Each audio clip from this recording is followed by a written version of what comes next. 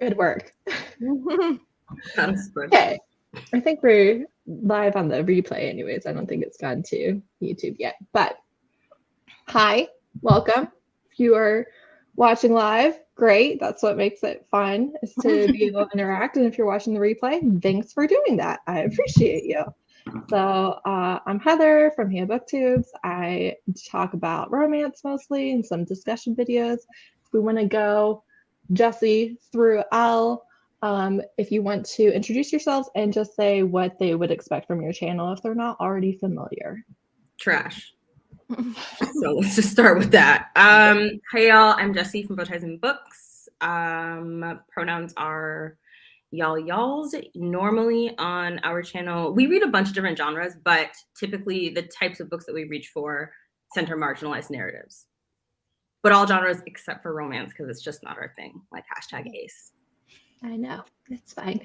Sorry. That's fair. That's fair. I know. I'm Jess. My channel is Jess Owens, and my channel is, sometimes I read, sometimes I rant. And there's Nigel, my sassy French Bulldog co-host. That's it. Hello, I'm Elle, and I mostly talk about fantasy, but every now and then branch into other things. I think that's what most people know me for, though. Yeah, probably. Also, Jessie is the host and creator of Blackathon, which takes place in February. And then you do like a mini another time, don't you? Or no? If I lost my mind. Did you say a mini? Yeah. Oh, I see. Yeah. No, there's Queer Blackathon. Yeah, in June, right? Queer Blackathon in June. Yes. Yeah. So you do a readathon twice a year. Word. And then Jess's community fame. Why she thinks anybody knows her for anything else, I don't understand. That's clearly Nigel. It's Nigel. It's community. The most important part of me is my dog. Mm-hmm. And Al also starred World Hoppers, which I have done a couple of times. I feel like I'm a star over there. Maybe. I don't know. We need Jessie on. Yeah, you should. No hiding. See, Nigel is our king. Exactly. I know you all control who gets invited, so I feel like we can make this happen. But all right, we're gonna get started on our topic. Thank you everybody for chatting, and we'll try to interact with the chat, but we are gonna dive into the topic. So elitism in the book community. I feel like the very first thing is the obvious threshold to be part of the online book community. One, you have to have access to reading and books, and two, you have to have access to the internet. And if you're going to be a creator, then you have to have your own devices that are good enough quality to create content. So I feel like that's very obvious. I don't know that really needs discussed, but it's up to you guys if you have anything, any thoughts on that in particular, or if we just want to start with that's our baseline. I think living in the US helps also. Mm-hmm. I think that's probably under that umbrella of fairly obvious, maybe doesn't need to be stated, but the access to books is just so much easier here. And I know you mentioned access to books, but kind of falling into that too is not everybody is even remotely close to somewhere where they have a good library, they have a good bookstore. Their only options are to purchase from somewhere where shipping takes forever, and then there's a chance the book doesn't even get to them. And I think when we often on BookTube, whatever the hyped book is currently, when you see something, let's say TikTok's very popular right now. So you see something on TikTok and you think, oh, I want to do a TikTok vlog. You can just go get TikTok books, but that's not a thing other people can do. So there's almost a delay. And then by the time they get around to it, it's kind of old news in a sense. And at least with how YouTube works, because YouTube wants whatever's popular at that time. Right. Yeah, I definitely agree. Any other thoughts? You have some specific prompts that yeah, but it's very much you can say anything you want. I don't care. So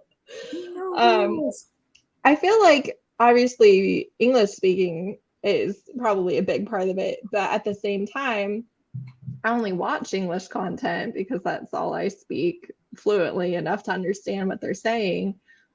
So I feel like there are communities for the bookish community specifically online in other languages, but by far English is the most popular, right?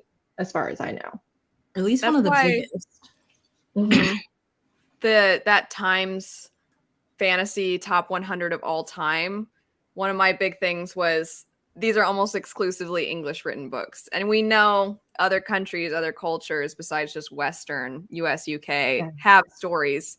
It's I guess if they had just said, you know, English fantasy stories, I think that would have probably been better, because it's almost I got a comment once, sorry to bring the fantasy aspect in, but I got a comment once that was like, but isn't fantasy inherently European? And I'm like, no, it's definitely not. But I was like, I don't know how to explain this briefly in a comment. So Yeah, no. And of course, it's probably in one of your later prompts, but you know, publishing is centered in the US and the UK. So that's a big, but I have seen other videos that have come up of like Spanish YouTube creators, Indian YouTube creators who like have huge platforms. But I know English is a big one, and that's obviously what's most relevant to us because that's the only YouTube or BookTube content I consume also. Yeah. What about you, Jesse? Honestly, we feel that it is like, personally, even as a creator who watches videos not in English, because we're also a Spanish speaker, we still, to this very day, like, we're mad geeks just that you've seen non-English speaking creators on that YouTube spot, not sponsored, but y'all know what I'm trying to say. Suggested, exactly. We still have yet to ever see that. Sorry, we're literally speechless about that comment, Elle. Like, we're still not recovered. But yeah, so it's wild because even if within your personalized algorithm, there are 2 languages, those still don't get boosted. Folks from cultures that are not within the United States, folks who are not located within the United States, excuse us. And so we feel that it's such an overwhelming privilege to not only be Western based, but specifically to be based in US, UK, potentially even Australia, specifically because we just gonna say it, the accent. Because even if you are located outside of the United States, if you have like that British Aussie twang that like United States folks like love to be obsessed with, like love to fetishize, whatever, that already gives you, it's like that's the exotic, that's as exotic as United States viewers are willing to go. And we feel that that's exemplified by the algorithm itself, because the algorithm promotes things very, very, very racistly, yes, but also by its definition, very, very strategically. Right. Yeah, I definitely agree. I think that not only do you need to have one of those specific accents or an American accent, but also if you are going to be from another country that is not predominantly white, it's helpful if, one, you don't have any accent at all when you're speaking English, and two, if you look just exotic enough, just enough to interest, but not please look like you're not from America, or you're not biracial, or whatever it might be.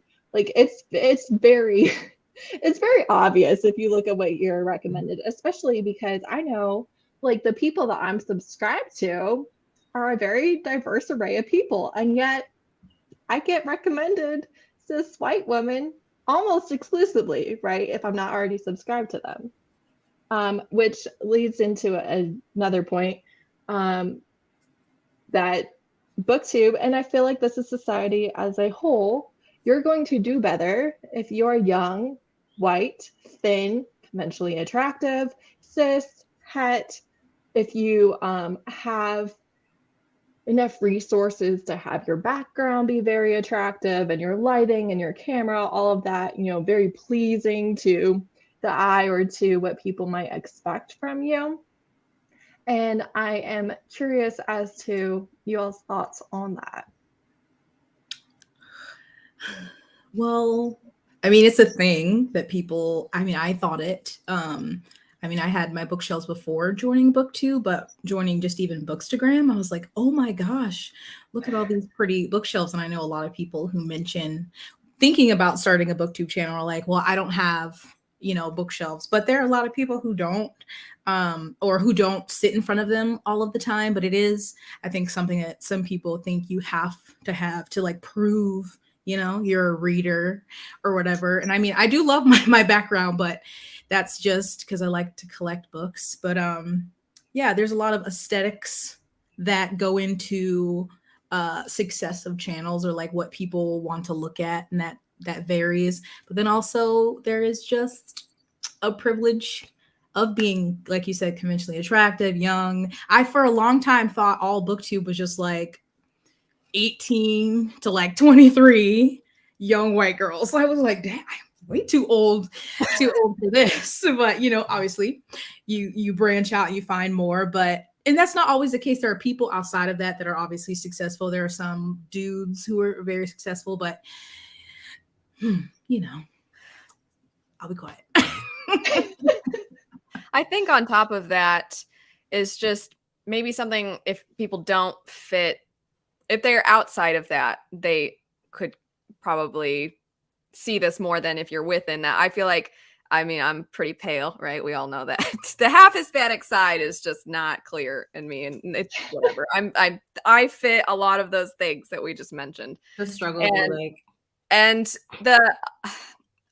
I've seen some of the things that Jess that have been said to her, and they're just like so absolutely disgusting. And I know that comment you just put up about worrying about being fat and gay will stand in the way of doing well. And the internet is ruthless, and they will pick apart so many things. And to be fair, they'll pick apart something about everybody, but it's more likely to happen if you don't fit that standard. And so people sometimes don't realize it's not that you shouldn't be proud of yourself when you reach milestones or achievements, but there are other people that are going to have to push through a lot of really racist comments, a lot of really sexist comments, a lot of really homophobic or fatphobic comments. And other people don't have to worry about that. They can just post their opinions, and then people respond to their opinions as opposed to what they look like.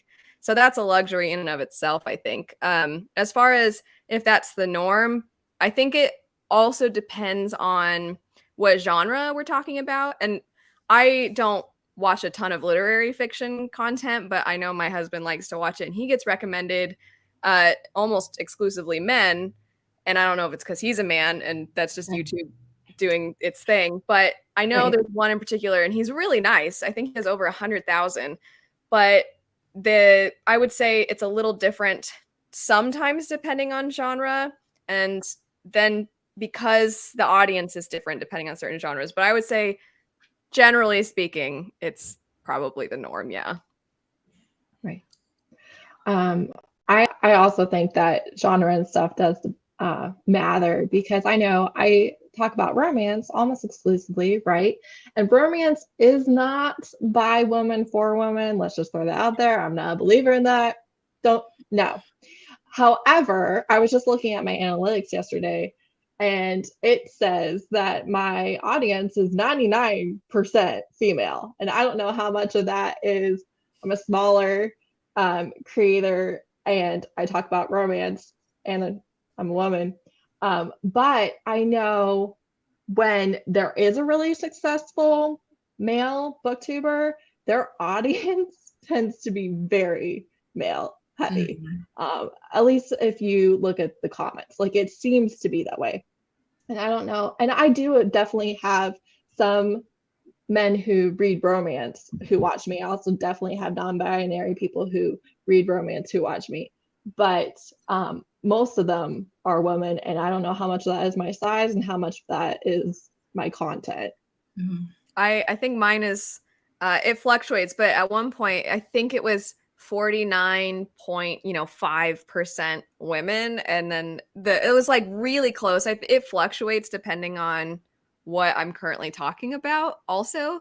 And I know another friend of mine, theirs is pretty even, but they knew someone, kind of speaking to what you said, Heather. This person I'm referring to is a guy, and they were talking about another guy they know, and they were saying what you said, that he was shocked because their friends' analytics was like you said, entirely also men.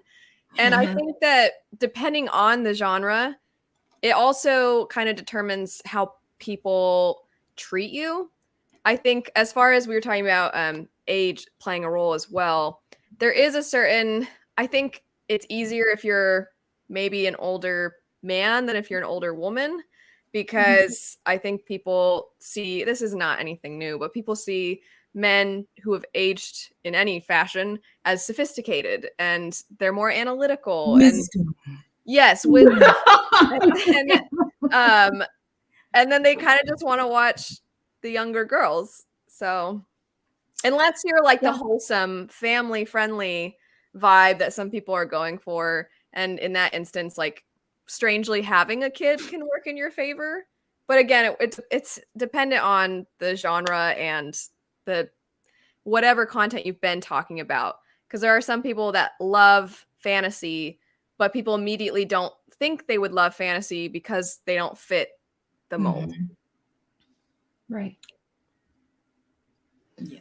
I also know for other creators my size, one, I don't get a lot of comments about my personal appearance or anything. I think partially because my audience is so female dominated. I do think that helps, because all the people I've had from my channel were men.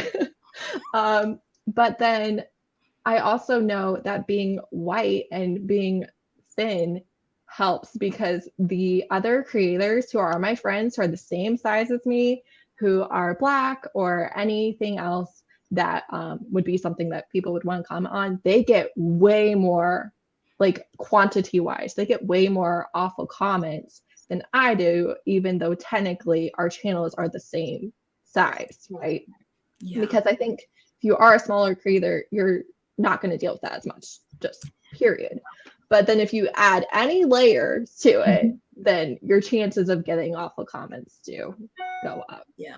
It's like great to grow if that's what you want, but it just inherently brings more eyes, and they're just gonna be, a troll or a few in that group. And it's funny because my analytics used to be like 96% female, and now it's 87%. So I think because I talked about more fantasy things, like I talked about the Wheel of Time and whatever, so I feel like that brought more male. But yeah, mine's definitely more women, and then there's fantasy dude. We don't need to talk about the fantasy dude bros, but they come with the territory.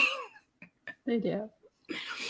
Jesse, what about you? Since so much of your content is queer content, you would think that for the most part you're getting people who are interested in that content, but I'd like to know your experience. Yeah, so for us, we've spoken about this with a few other creators who are very queer coded, we almost said very queerly. Instead of clearly, it's queerly from now on. Like, I approve. We'll make the rules.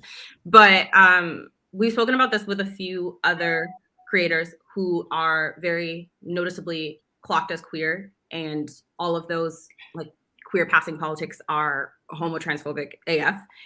So let's acknowledge that first and foremost. But what the general consensus is that it's difficult to talk about cis sexism and cis privilege within the BookTube community, uniquely because booktubers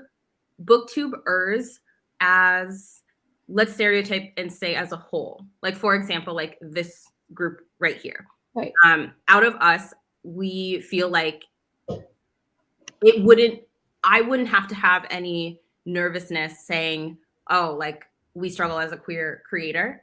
But because queerness is so much of a buzzword within the BookTube community, that in a way, because there's so much noticeability in queer issues, it becomes very difficult for queer content creators to talk about experiencing disadvantage with the algorithm, disadvantage with getting invited to do things popularity-wise, specifically specifically trans and non-binary spec creators. And oftentimes we struggle with this because there's this feeling of ungratefulness, like you don't get the right to come into this space who has been overwhelmingly welcoming to your face, and then critique, hey, like we are constantly experiencing cis-sexism within this space and homotransphobia within this space.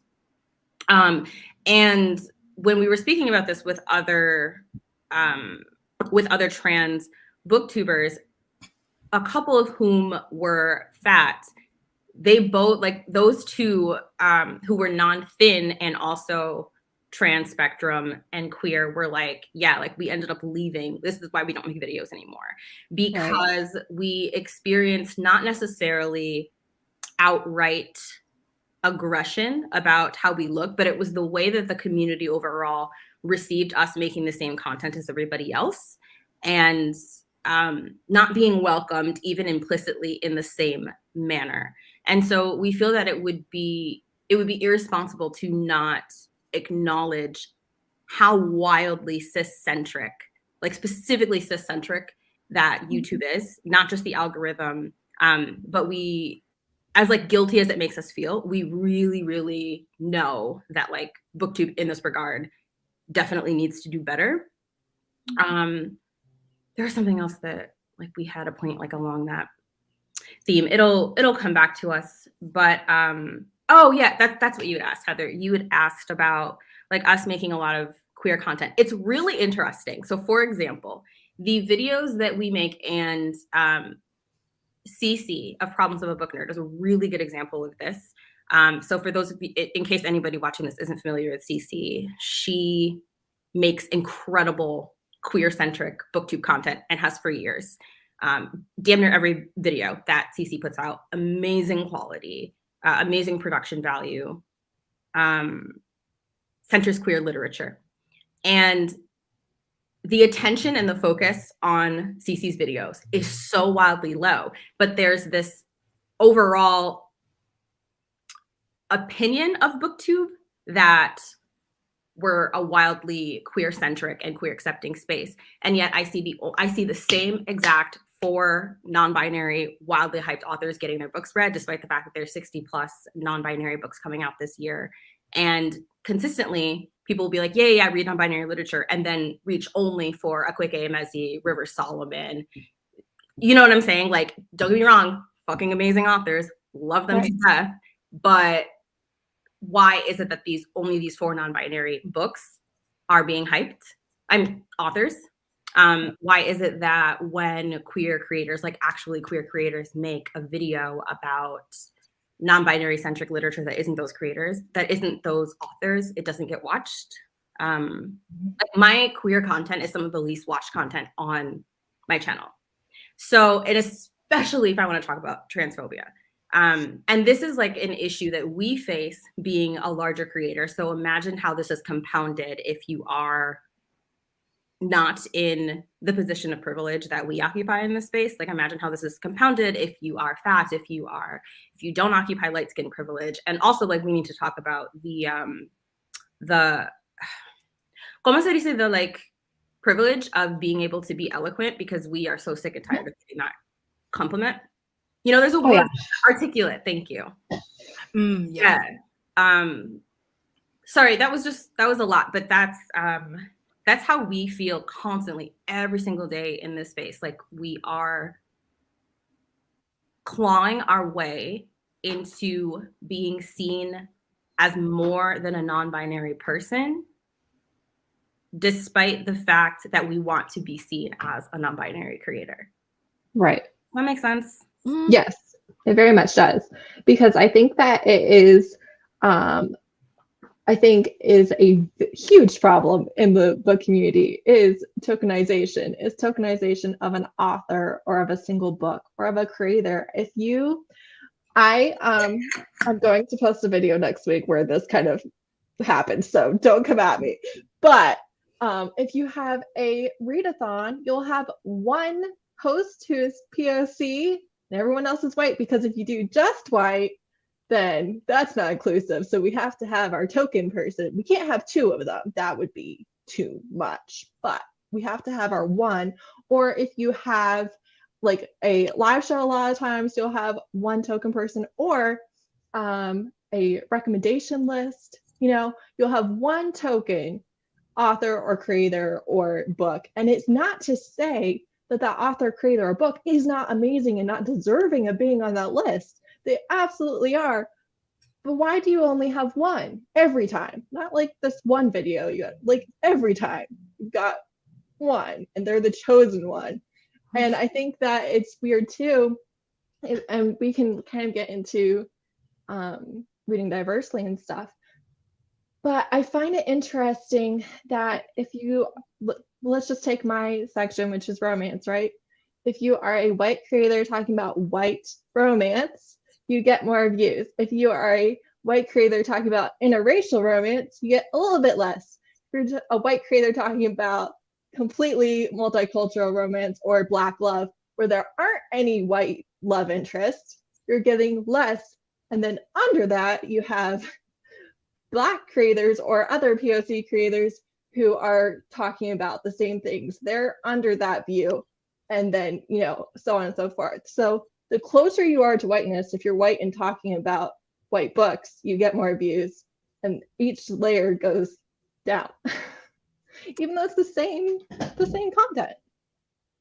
Yeah, I know in the fantasy world, one of my most disliked videos is a video about books that have LGBTQ main characters, or that there's at least a perspective in the story from an LGBTQ character. And that's one of my most disliked videos. I was like, I think that says a lot about, and kind of to bounce off of what Jessie was saying, and you can elaborate if you feel like this is sort of along the lines. I recently read the memoir Trailblazer, which is about the first Black woman to work for the Washington Post. And I thought it was a fantastic book, but at that time, she's from the deep South when it was segregated. And when she did start working for the Washington Post, obviously as a journalist, you only have so much time to get your stories in. And when she would go to try to get a cab to get back to the building, people wouldn't pick her up. Her coworkers outside the building, some of them would pretend like they didn't know her. She's having to face all of these things. And there's some that are, of course, more minor. And then there's some that are just absolutely terrible where she's fearing for her life. And that's the kind of thing where people will say, why do you have to make everything about race if she wants to write a story about Black people? But then it's like, because America's made everything about race, you know, like it's really frustrating. So it's kind of like, if you have, this is another thing too, she felt like she couldn't tell her bosses about all these things that she was facing in order to get back to the building in time to get the story submitted, things like that, because she thought that would be used as an excuse to not hire more Black people. Or even, I'll just leave it at that. I think we all understand this concept, but it's like, okay, well, racism is affecting her in her daily life and it affects her ability to get her job done, but she's not allowed to talk about it because then she's making everything about race. But she can't escape the fact that people are mistreating her. You know what I mean? So I think it's this, right. They're upset too. You have to. I know that's right. Filming with the Malin. Oh my gosh. We'll have to push through all of this and then be expected to be grateful that they've been welcomed. And it's just it's not fair to put it very plainly. Because I mean, Yeah, it just would be a lie to say that people don't, because we've talked about this in different, live streams or whatever, and people are always like, but it's BookTube. I watch people for books. Like, why are people bringing up how people look? Like, well, people factor that in, like whether we want to acknowledge that or not, depending on whatever it is about how they look, how they talk. Sometimes people comment ridiculous things like, oh, your hands are moving too much in the video, I'm so distracted, or so there's always going to be preferences, but I find it funny when people would be like, oh, I can't believe that people take race into something, it's just about books. And it's like, come on, it plays into everything. Well, the idea that people only watch BookTube for books is, it's not one, maybe for some people it's true, right? I think there are some people that are like, I don't care about the drama, I don't care about, they just want their book reviews and they want to hear wrap-ups.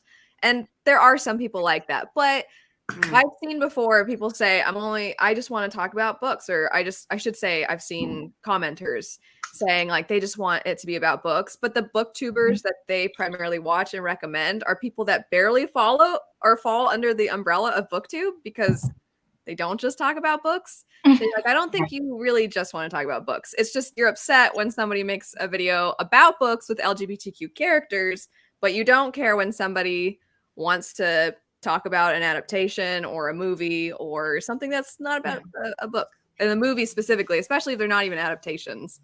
Yeah. Right. Yeah. It's just like any video I have that's talking about any kind of like nonfiction or anything that they don't get watched. Anything mentioning race or it's always like, oh, so like I don't see him anymore because I had to add it to my blog. It was, social justice warrior, or oh, you Black people complain so much. And I'm like, yeah, I'm talking of what? I'm so confused. So yeah, that definitely comes into it. And I know a lot of people, and just like Jesse was saying, like you don't get a lot of you can curate who you watch and have people of all ethnicities and sexual orientation, but YouTube will continue to recommend you the same. You're like, I said no, not interested. I had to start going, hide, don't recommend channel, like hide channel. You have to like type in like Black BookTube. Like you shouldn't have to be so specific, but you do if you want to find people, because they're just going to present you with cis and smaller white younger creators, and it's just very raggedy. I'm like, what are you using this information for if you're not going to curate my feed to what I like to see? Which I feel like that's why it's important to recommend people and stuff, because most of the people who are not cis white were not recommended to me by YouTube. They were recommended to me by people. People sharing their video or saying, I love this creator or whatever. And then I found their channel and loved their channel and was like, this is exactly what I watch. Why is it not being recommended to me? But it's not being recommended to me. I'm only finding it because of people. So there's two things we want to interject before we forget. The first is that in terms of the queer you're being mad racist. Mad racist. In terms, okay. I'll say it real quick. In terms of the, oh my God. Akasha, cálmate. She just went downstairs. Where are you going? I love when dogs make decisions. Like they get up from sleeping and they're like, I'm gonna go sleep over here now. Like what goes through their little minds when that happens? This is what I'm gonna do. The wind will change direction and Akasha will be like, okay. So now that her episode has concluded, so it is so important to note that the queer creators that do get watched are like the entertaining queer, like the entertaining gay.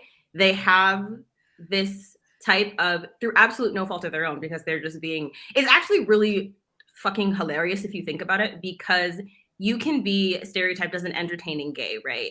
And be doing and saying and behaving the same way that hyped white women on BookTube do. You know what I'm saying? But your mannerisms are just like queer coded because you are queer, and then you are then put into like this own special like tokenized category sort of situation. So like your angry gay won't get watched, you know what I'm saying, that kind of thing. So that was one thing that we wanted to talk about. But in terms of y'all discussing the algorithm, where you're like, my sub box is diverse AF, and YouTube is recommending me paper, and it's not giving. And we feel like an important piece of that is that happens a lot of times because you are the token creator, and the people watching you are then being like, yep, this is my black.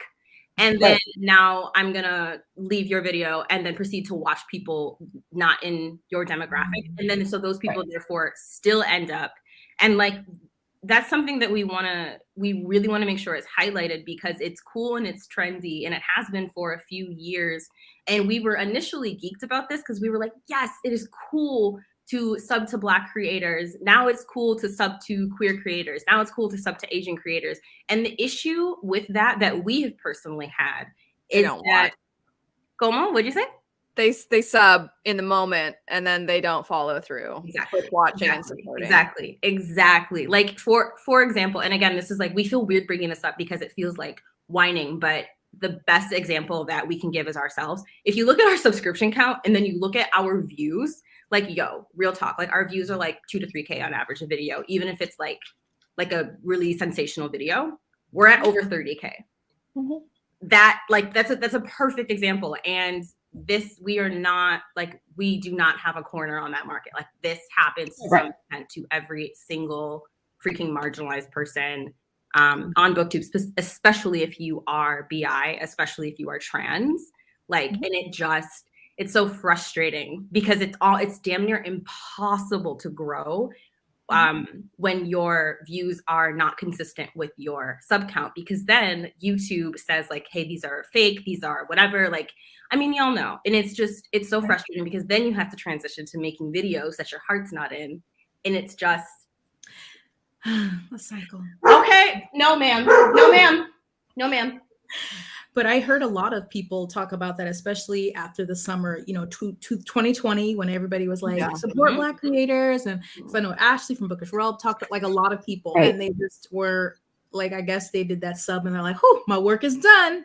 And now a lot of people, do have a higher view count, and it's not, those people aren't actively watching. And I just never understood that, when it's like, I recommend this person, check them out. If you like their content, then subscribe. Don't just like you clicking that button doesn't absolve you. But I think that's a general issue of all the things that tend to be trendy and then trickle out because it's easy to be hyper focused for a moment and then be like, just go back to your regularly scheduled program. I actively unsubscribe from people I don't watch so I don't mess up their analytics. I'm like, I subscribe to you. If I haven't watched a single one of your last 30 videos, why am I subscribed to you? It doesn't make sense.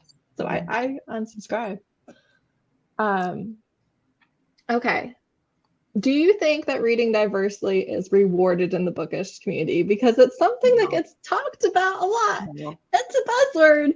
Oh, and the other thing I did want to mention, because Jesse, y'all were like, you are the creator, and who the other channels that your audience is viewing.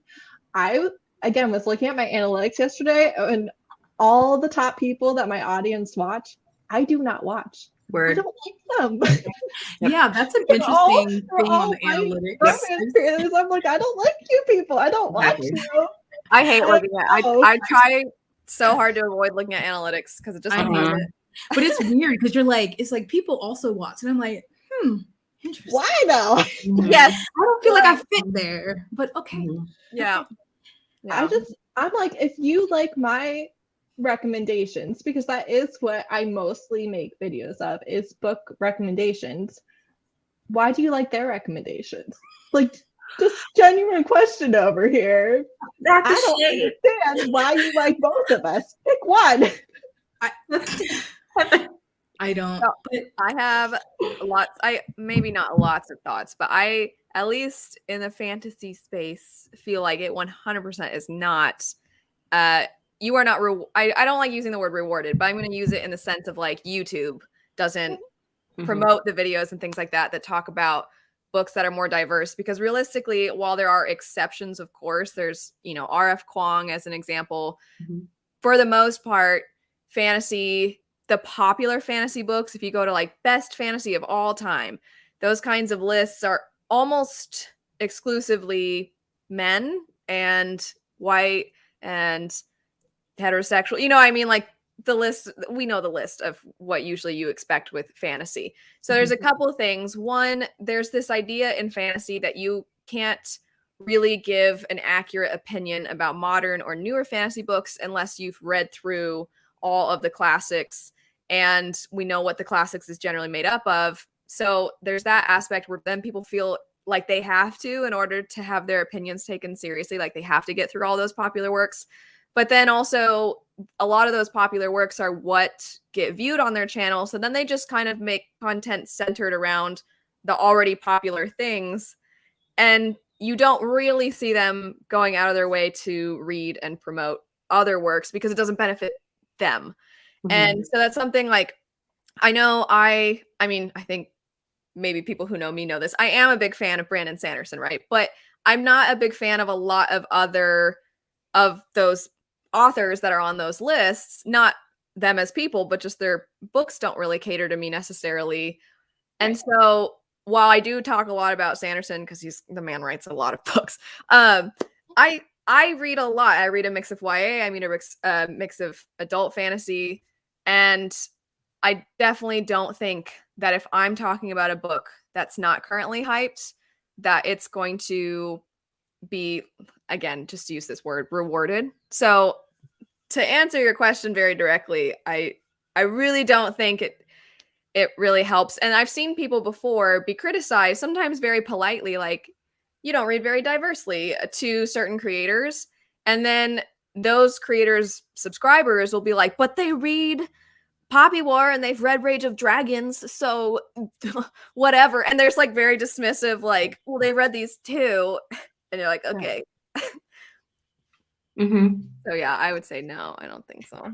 I mean, I would have 1 million subscribers if this were the case. Next question. You know what I'm saying? Next, like, yeah.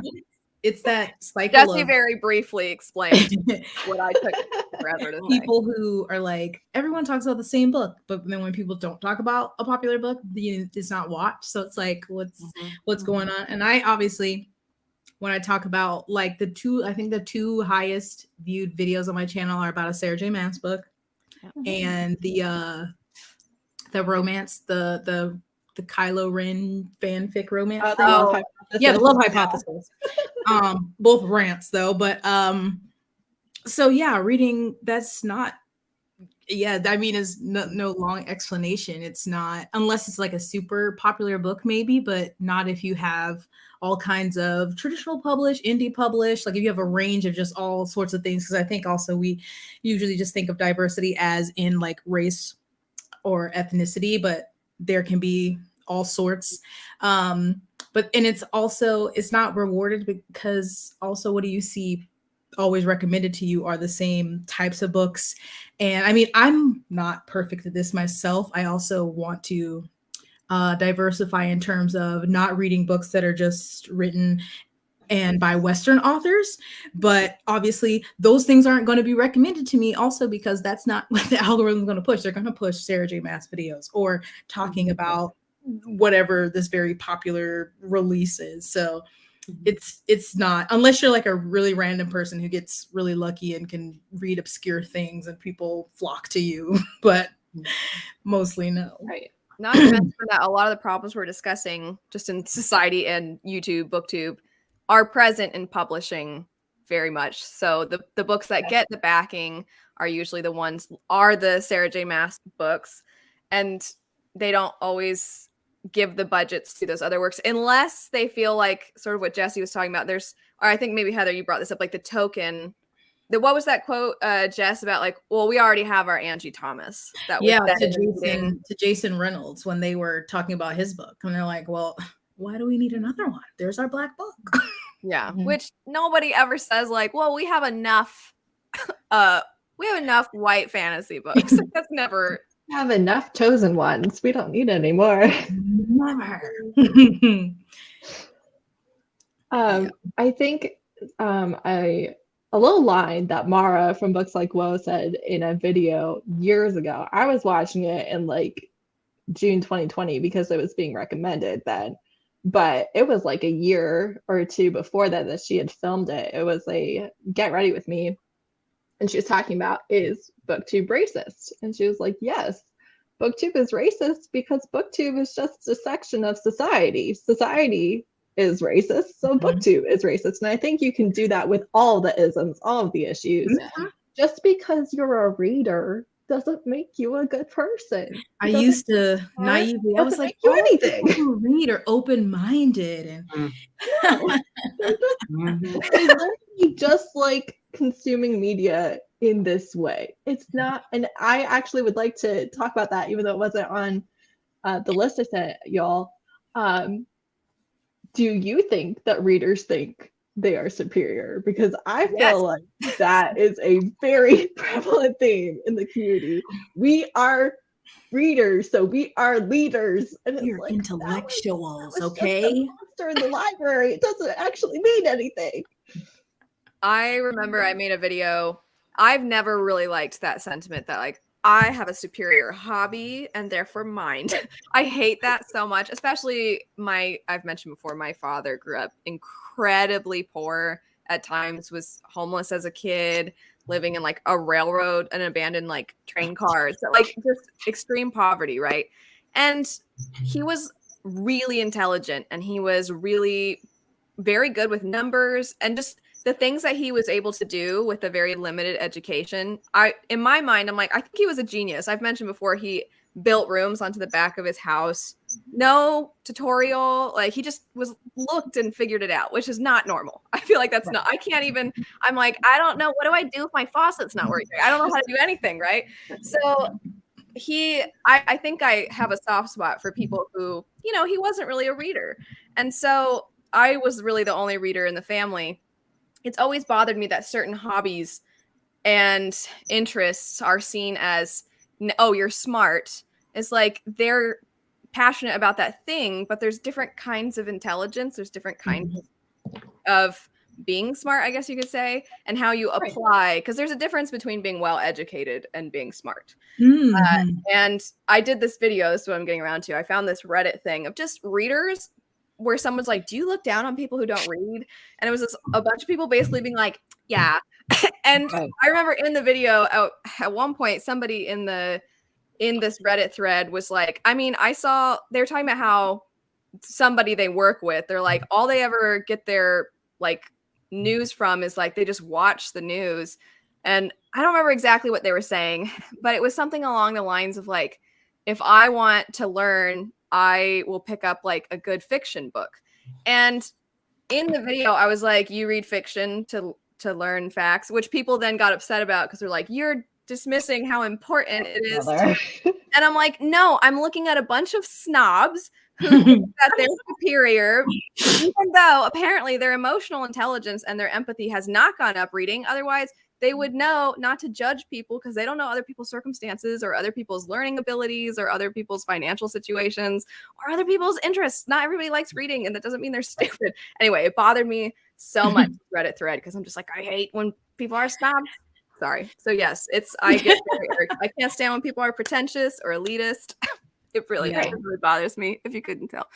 They are. I mean, it's just like, like, oh, you just sit and you just waste all your time playing a video game or whatever. But yeah, same, because like my husband doesn't read, but he'll like listen to podcasts and stuff. So, but yeah, there's definitely people who are like, I read, so I am wise. But I like to always say, I read, but I'm dumb. So, can be your part. Not to mention the genre bias too, of like, well, I read this subject, so I'm better. This I thing. read literary fiction, so I read real literature, not that silly fantasy. It's like, it's fun, so goodbye. Sure don't. What you got, Jesse? No, we were just nodding at the comment that Instagram, that YouTube doesn't like translated works. because that is mad true. And this year and the end of last year, we started reading, like specifically seeking out translated works. And the frustrating thing about it is that there are some translated works that are pretty widely read that people don't realize are translated, like Isabel Allende's work. We just read it for Patreon. It Treasures the Flesh, Agustina Basterica, I think that's her name. That's a translated work. Stuff like that. But yeah, like in terms of going out of the books that are translated that we're reading by accident, you know what I'm saying? Absolutely. And we liked the comment that Jess made, where she was like, I'm trying to be better at reading non-Western perspectives, because which, yes, like absolutely wonderful. And it's frustrating because, I mean, I guess frustrating is the wrong word to use, because if I, as somebody who's located in the West, makes a video about Western or non-Western works that I love, like specifically, I just made a video about African fantasies that I absolutely adored. And obviously, like, YouTube didn't give a fuck about it. Like, the algorithm was like, yeah, we're not vibing with this. But I guess, what'd you say? I liked it. Books, oh, so good, so good. But I was gonna say that, like, yeah, it's frustrating that like BookTube doesn't click on those videos, but it's like, who is it frustrating for?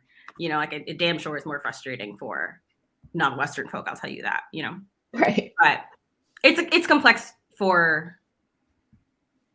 Never mind. Let me not, because I was gonna go on a rant about like being African descended and being cut off and displacement, and we're just not gonna go there because it's just the video will be here forever.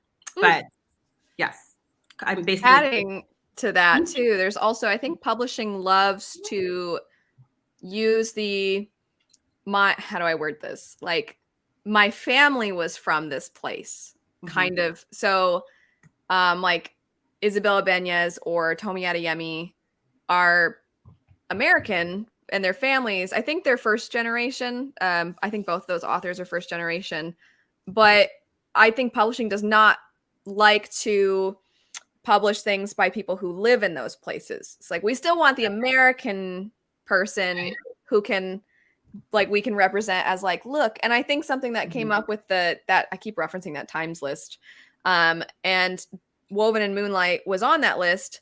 And I've seen a lot of people in South America that really loved that book, but then there are some people in South America that felt like that book represents certain things really poorly, but those people's voices are not going to really be taken into consideration. It's we found somebody who their family was from South America, so this is a great South American read. You know what I mean? Daughter of the Moon Goddess? No, is that what I said? Woven in Moonlight. You did say that. Okay.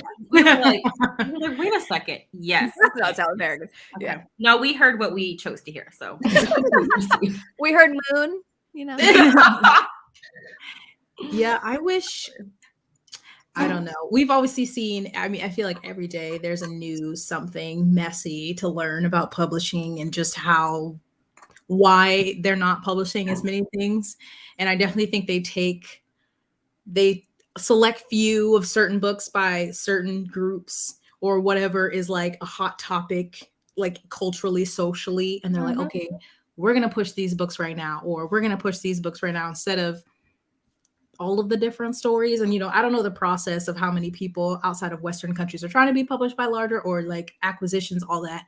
But I just feel like they obviously like to follow trends. So like 2020, I mean, there was the article that was like publishing so white, and it showed the spike after George Floyd's murder of like books being purchased by Black people, then go back down. And it's just like, I know, I remember I Love You for Books, and Jesse, you were talking about this earlier too, but that influx of subscribers, and I Love You for Books was like, I feel conflicted, because on one hand, like, I'm so excited for so many of you to have found my channel, but on the other hand, it shouldn't take a tragedy for people Yeah, anyway. Mm-hmm. Also, if you don't know, they do the coolest cover. What's it called? Like they draw on covers. Yes, and it's so cool. Everything they do, I'm always so impressed. Yeah.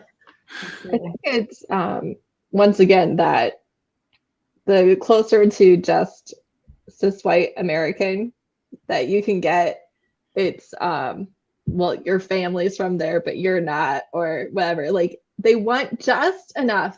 And the thing is, you take all of the diverse authors, all of them, and it's still like 95% or like 1 or 2% within that are white authors being published. Like, it's not a lot. It is not at all reflective of actual population or anything like that. It's extremely white author dominated. And I can speak for romance. I don't know so much about the other genres.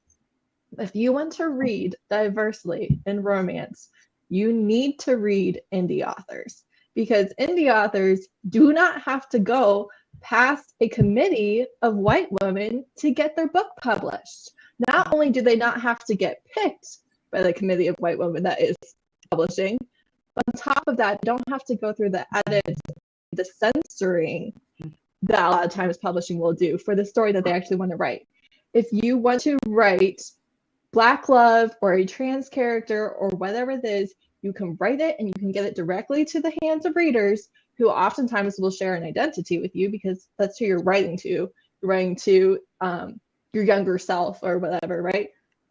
You're writing to have representation for people who already understand what it is. You're not trying to educate them on what this identity is. You're trying to be like, I am you, you are me, we are in this together, and here's a character that's just like us. And that gets done in indie without the censorship that is all of publishing, to be honest. So I highly recommend going indie. Quite the same, but that's one of the things that it's completely understandable if somebody is not a teenager and therefore YA books, they're not the target audience, and that makes sense. But there are some people that I think have this idea of what YA is, and talking about earlier the genre snobbery, and I'll add age range snobbery. People look down at YA a lot, but YA, it's got, of course, its issues, but it is doing a better job, I would say, as far as YA fantasy goes, of publishing more diversely than adult fantasy. And in recent years, adult fantasy, I feel like, has finally been kind of getting it. But I always have to laugh when people say, oh, all YA books are the same. And I'm like, the amount of times you praise a book for paying homage to Tolkien and Jordan, and I'm like, it's a chosen one again. And so I just find it very amusing. And it also, I think people more likely are able to see themselves in a lot of YA books. And then to have that whole age range seen as lesser is very frustrating, because then it also perpetuates this idea that the things that women enjoy, the things that minorities enjoy, this idea, or just young people, the things that those people enjoy is inherently less than the thing that we enjoy over here. And I always get amused, because I'm not trying to, if anybody likes the series, I'm not trying to like diss it or anything, but I'm like, so, you know, like the Dresden Files is not exactly above Strange the Dreamer when it comes to writing and things like that. But okay, sure, yours is intellectually superior. Yeah. It's interesting. Oh, my bad, Jess. Keep going. Oh, no, go ahead. Go ahead. It's interesting, like, to pair it off of what you were saying, Elle, how a lot of times these buzzwordy BIPOC books, people will be like crying, screaming, throwing up, excited to read. Like top of it, The Conductors is a great example. Everybody on BookTube wanted to read The Damn Conductors. Mm-hmm. I've seen like 5 people review that book. It's one of the best books I've ever read in my life. And so it's like, what'd you say, Jess? Have you read it? Oh, no, it's on my list. I haven't read it yet. It's on my list too. I have, and I always see the sequel, and I'm like, I need to pick up the first one before I buy the second one. So I'm reading the sequel right now for a video. I'm doing like magical murder mysteries. Ooh. Told anybody about it? But which is like part of why I like remembered why I was so upset about how The Conductors was done, because we think it was 2019 that The Conductors came out, maybe, and just... Or maybe 2020? Maybe it was 2020. That would explain all of the hype, because it was cool to read Black then. And it was just really interesting seeing the book just disappear from BookTube's consciousness. You know what, Jesse? I will pick it up. This is right now. I need to bump it up. And, you know, I was one of those people that had it unanticipated, and I didn't get around to it, and I need to. I know. At least you saw it. Yeah, I was talking about it right after you were like, oh, it's August. We're done with this.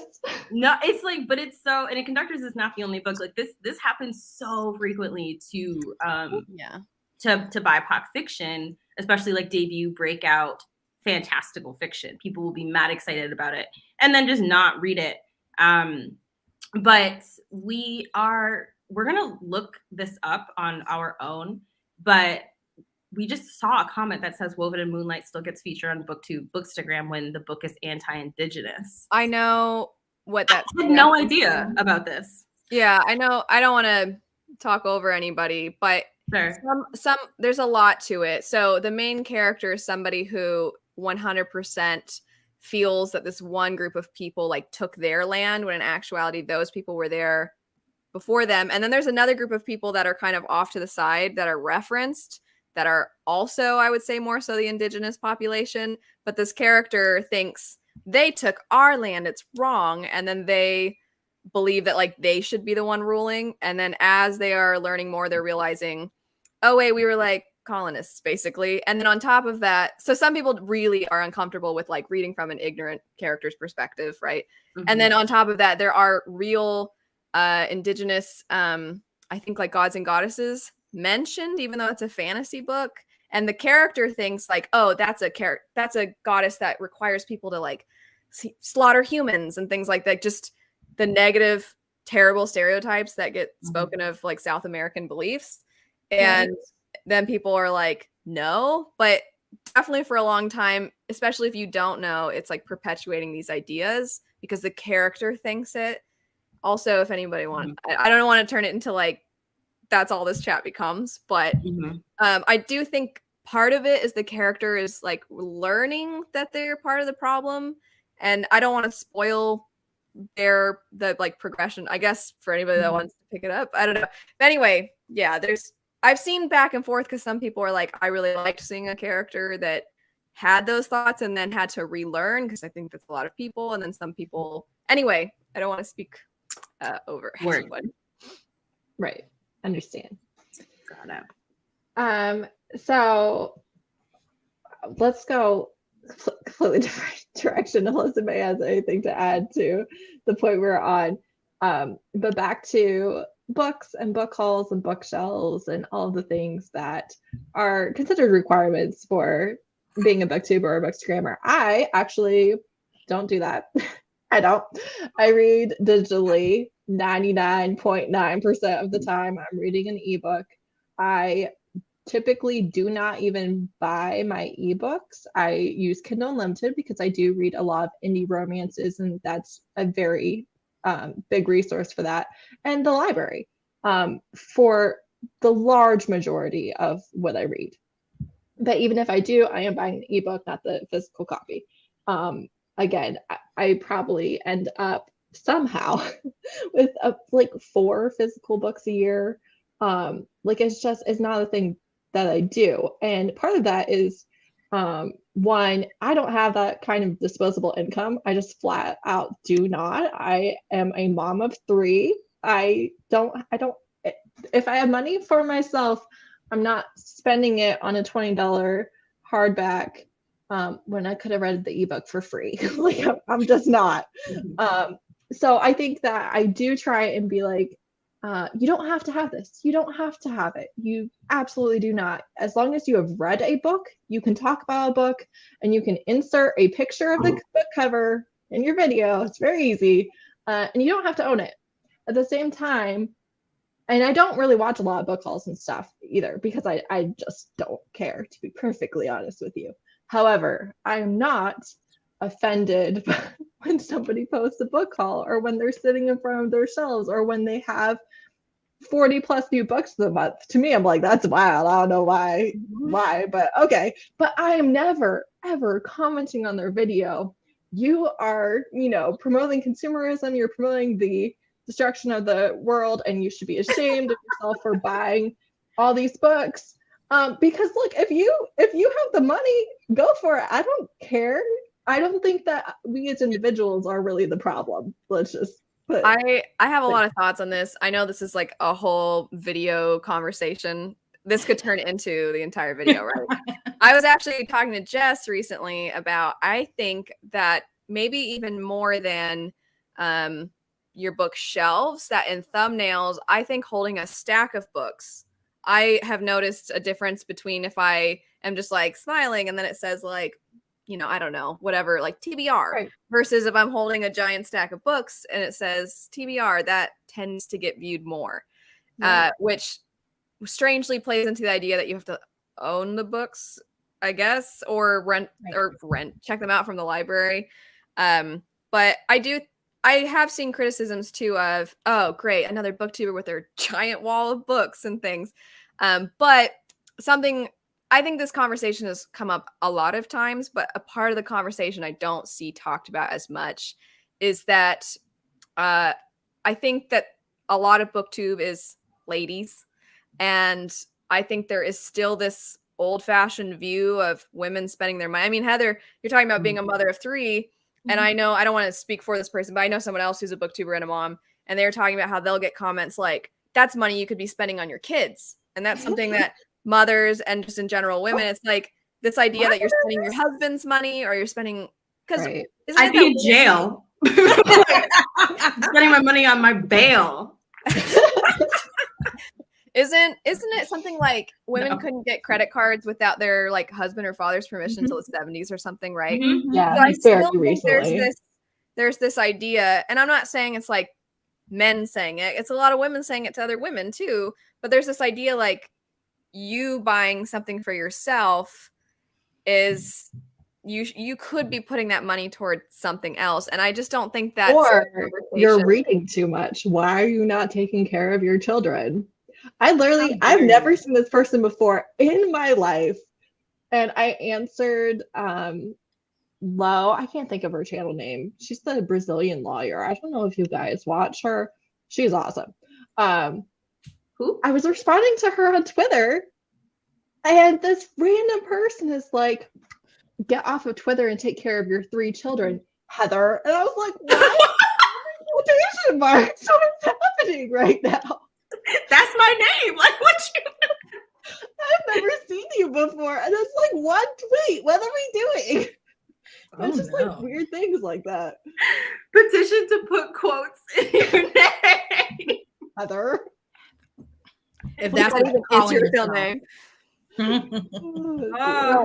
I just think there are a lot of, not that there aren't important aspects of the conversation in regards to, consumerism, or are you encouraging people to whatever. I think there are sides to it that I completely understand. I just think that I remember Sean, my husband, used to be on some Facebook groups that would do like buy, sell, trade for manga or comics.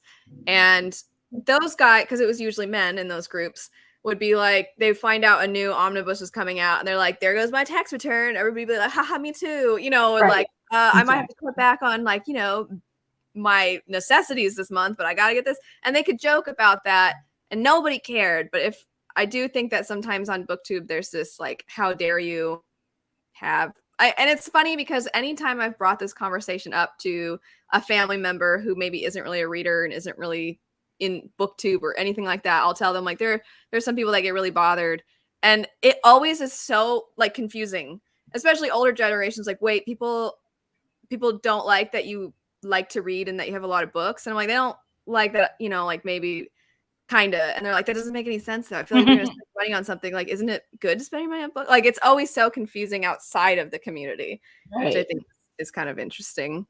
Yeah. Obviously I participate in capitalism. Hello. it is a disease, but it is the society that we're living under. We are infected. And so, but I use my library. I buy used books. I buy new books. I sell books. I put books in the free library, whatever. I know I see often, because I follow people on Twitter that live in the global south, in countries where it's harder to access books or more expensive to access books. And of course, like, that conversation with piracy always comes up, our cyclical topics in the book community. And I often see, like, somebody will talk about a book haul or something, or maybe someone posted a book haul and somebody makes like a subtweet, like, I couldn't imagine getting to buy 24 books every month. And it definitely is a privilege, of the West, that to what our money is worth and what we have, generally, not everybody, that a book is not that expensive. To be like, yeah, it was $10-15, but to another person in another country, how much a book costs versus what they make, and other costs that would be expensive. So I do book hauls occasionally, just because I like, hey, I got these books. I like to watch them because I'm like, oh, look, that person got those books. I don't know, I enjoy them, but I know some people don't. And I don't think there's a wrong or right answer about consumerism. As most things, there's nuance that never gets talked about. But yeah, I don't know. I try also, because we have great used bookstores in Arizona, and I try to always articulate, like, I got this from my local used bookstore, and you trade books in, you get a good amount of credit. And so a lot of times I'll take, it's almost like the library, except for then it's your book, and if you like it, you can keep it, but I try to always mention that because it is a privilege that I want to acknowledge, that I have this. Hopefully it never comes across like, sucks to be you that you don't have this bookstore by you. That's exactly how I read it. Okay. Exactly. It could be worse things. Could be worse. This conversation always is interesting to me because, so for us, whenever, to this day, it's still odd to us that folk will watch a book haul and assume that you bought all those books. And maybe it's because, maybe the reason that it's odd to us is that, we're the creators, so we know how we got the books, you know what I'm saying?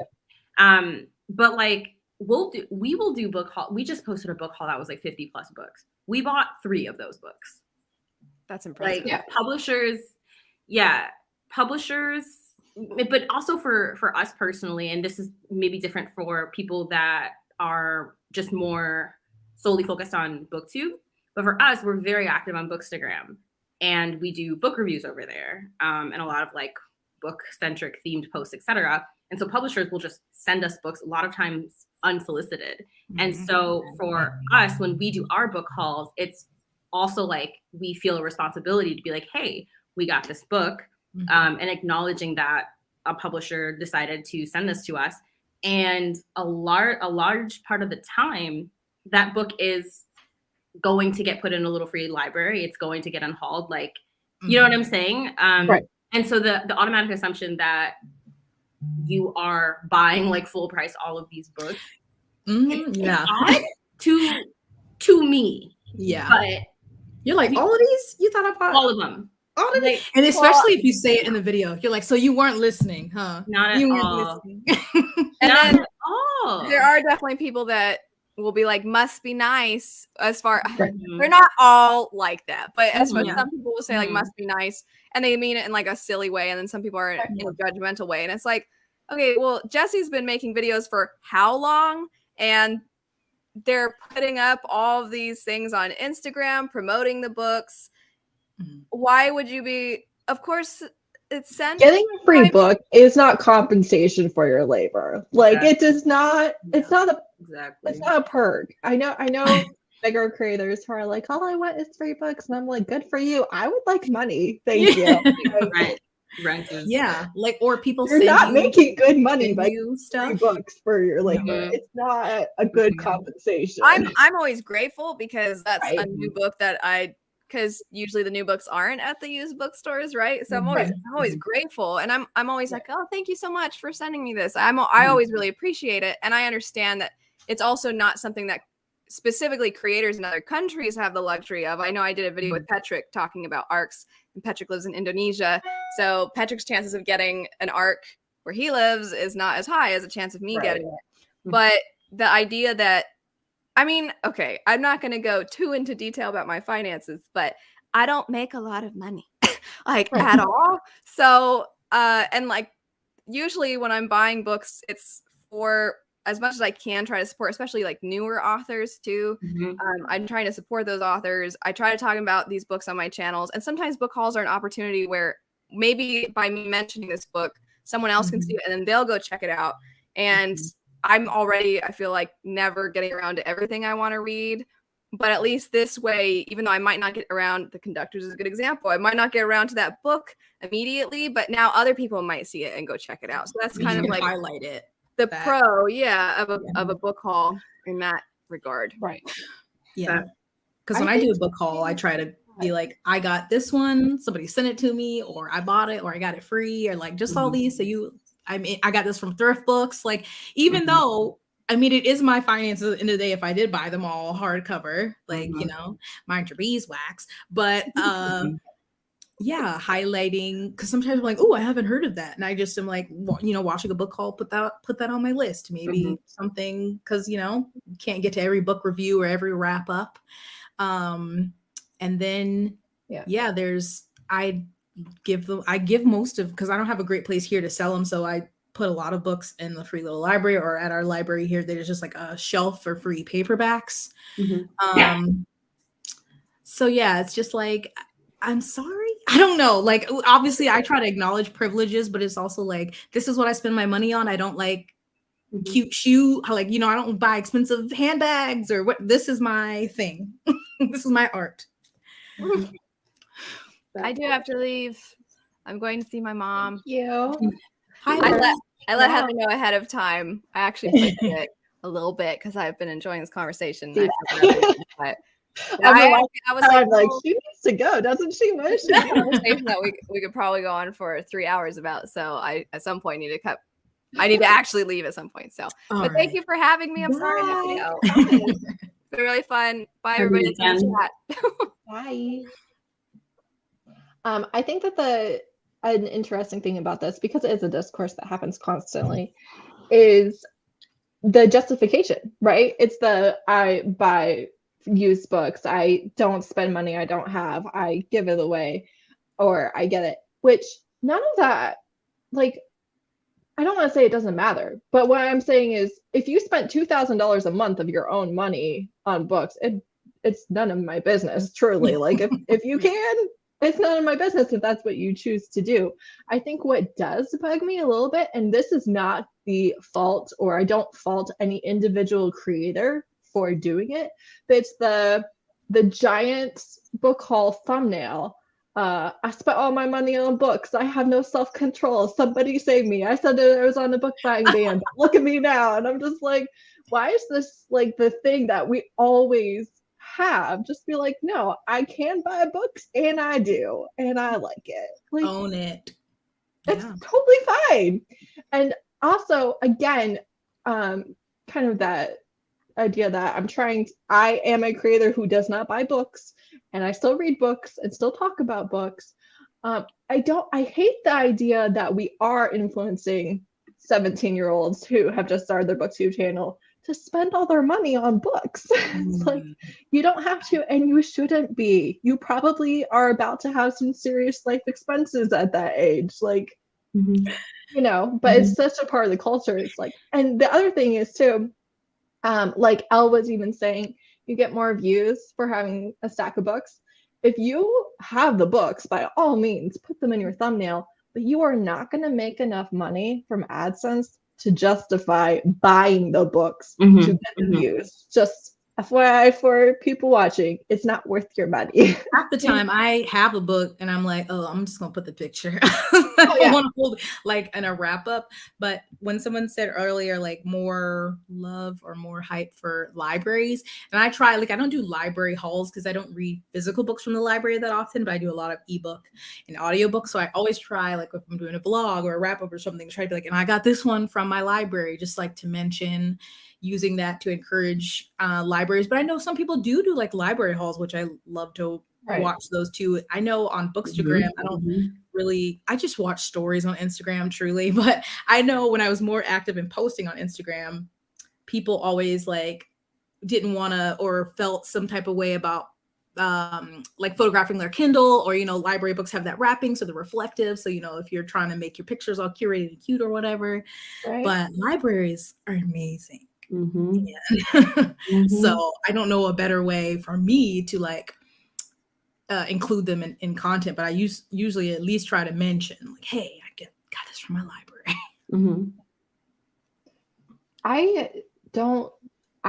Libraries are such a normal part of reading for me. Like, truly, I remember being a little kid in the library. I've always read from the library, and I grew up extremely conservative, religiously, politically, all the things. And so my parents pre-read every book that I read. I did not read anything that was not already approved by my parents.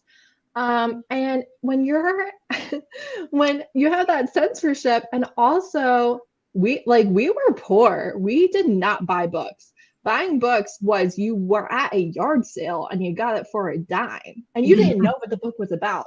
It was a used hardcover. There was no dust jacket. There was no synopsis. It was a title.